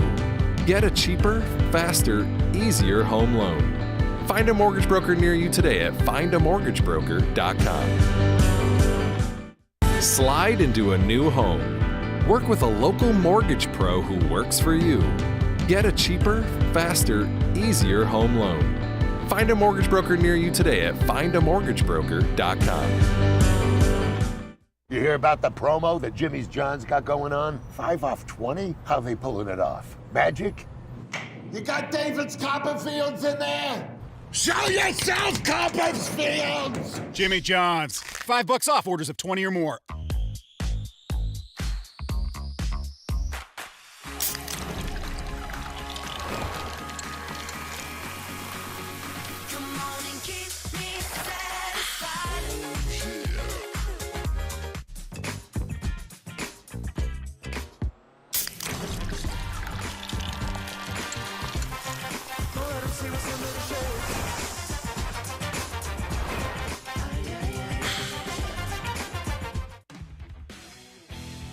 Want to hit your home cleanup project out of the park? Well, making sure that your driveway is safe from damage? Rent a rubber-wheeled trailer from GFL and keep all of your bases covered. Our trailers come in 20 and 30-yard sizes for all your cleanup needs. Call GFL today to order your driveway-safe rubber-wheeled trailer. Team GFL, helping you win your cleanup project. We're the financial champion of Michiganders. Whether you're a goal-getter or dream chaser, an empty nester or up-and-comer, anyone in Michigan can bank with us. Michigan Schools and Government Credit Union. While credit cards help pay for everyday expenses, carrying a balance each month can be tough on your budget. Since interest rates compound daily, the amount you owe gets bigger and bigger each day the balance goes unpaid. A GreenPath debt management program helps you regain control of your finances by lowering credit card interest rates, reducing your monthly payments, stopping late fees, improving overall financial health, paying off credit card debt in 5 years or less. Our caring certified counselors work with you to understand your financial picture and support you on the steps to get control of high-interest debt and achieve financial health. Call 844-572-5921 and get control of high-interest credit card debt today.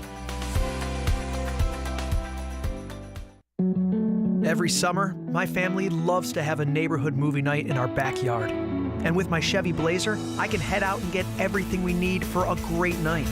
It has plenty of room for picking up friends, and the available hands-free liftgate is perfect for loading unhandy supplies. You know, it may be movie night, but my Blazer is the main attraction wherever I go.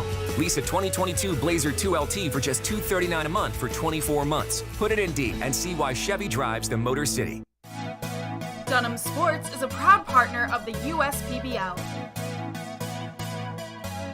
Big names, low prices, delivering value since 1937.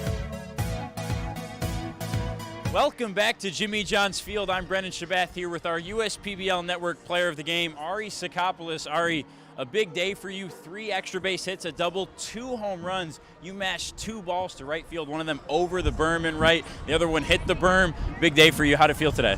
It was good. Just trying to keep it together. These breaks are kind of tough, so you got to stay locked in during the week. But just the hard work paying off, and I'm just very grateful for it. Now, today was just a 7-inning Sunday afternoon game. Most of the games on Sundays this year are going to be 7 innings. And heading into the top of that 7th inning, you guys were the away team. It was a close game, just a 1-run game. You started things off big in that inning with the home run, and then you guys poured it on in the end there. 7 runs, 10 batters went to the plate. Castro was able to get up there twice. A huge day for you guys as a team. Oh, yeah. Yeah, we were obviously seeing it well today. They just kept clawing back into the game, always making it close. I feel like we needed big plays to put them away, and then we just got up big, and we needed to put them away early. But we did our job, and that's what we wanted to do. And we saw a lot of balls go out to left field today on both sides for you guys and for the Mammoths. That's because that wind was kind of carrying out there to left center all day. But you being the lefty in a righty-dominated league, you sent 2 on the pull side to right field. Does that feel like a pretty big advantage for you? Most of the pitchers in this league, especially on the relief side, are going to be righties. Right. You're in there on the left side of the plate. Does that feel like it helps you a lot? I mean, being a lefty is obviously an advantage in itself, but on days like today when the wind's blowing out to left field, you try not to change your approach or anything. You just try to hunt your fastball, and do what you can do with it. And luckily the wind didn't hurt me today, so that was good. I want to talk about real quick, too, about 2 newcomers to your guys' team, Eric Ramirez and Luis Atilis. They had really good days today. Cool for Ramirez to get his first hit and home run as a grand slam in pros. Talk about that moment for the team. Oh, they're great guys. We love having them for the team. They're great energy guys, big energy guys. Welcomed them with open arms. They worked hard this week. I mean, they made some small changes in their swings, and it paid off, and we needed them at that time. So I was happy for them, and I'm sure they're happy in the locker room right now. Day off for you guys tomorrow. You got any Memorial Day grilling plans? No, just relax and get under my feet, you know. Well deserved. 3 extra base hits for you, 2 home runs today. That's Ari Sakopoulos. The Unicorns win this one 13-5. We'll be back tomorrow, 1:05 for Memorial Day baseball here on the USPBL Network.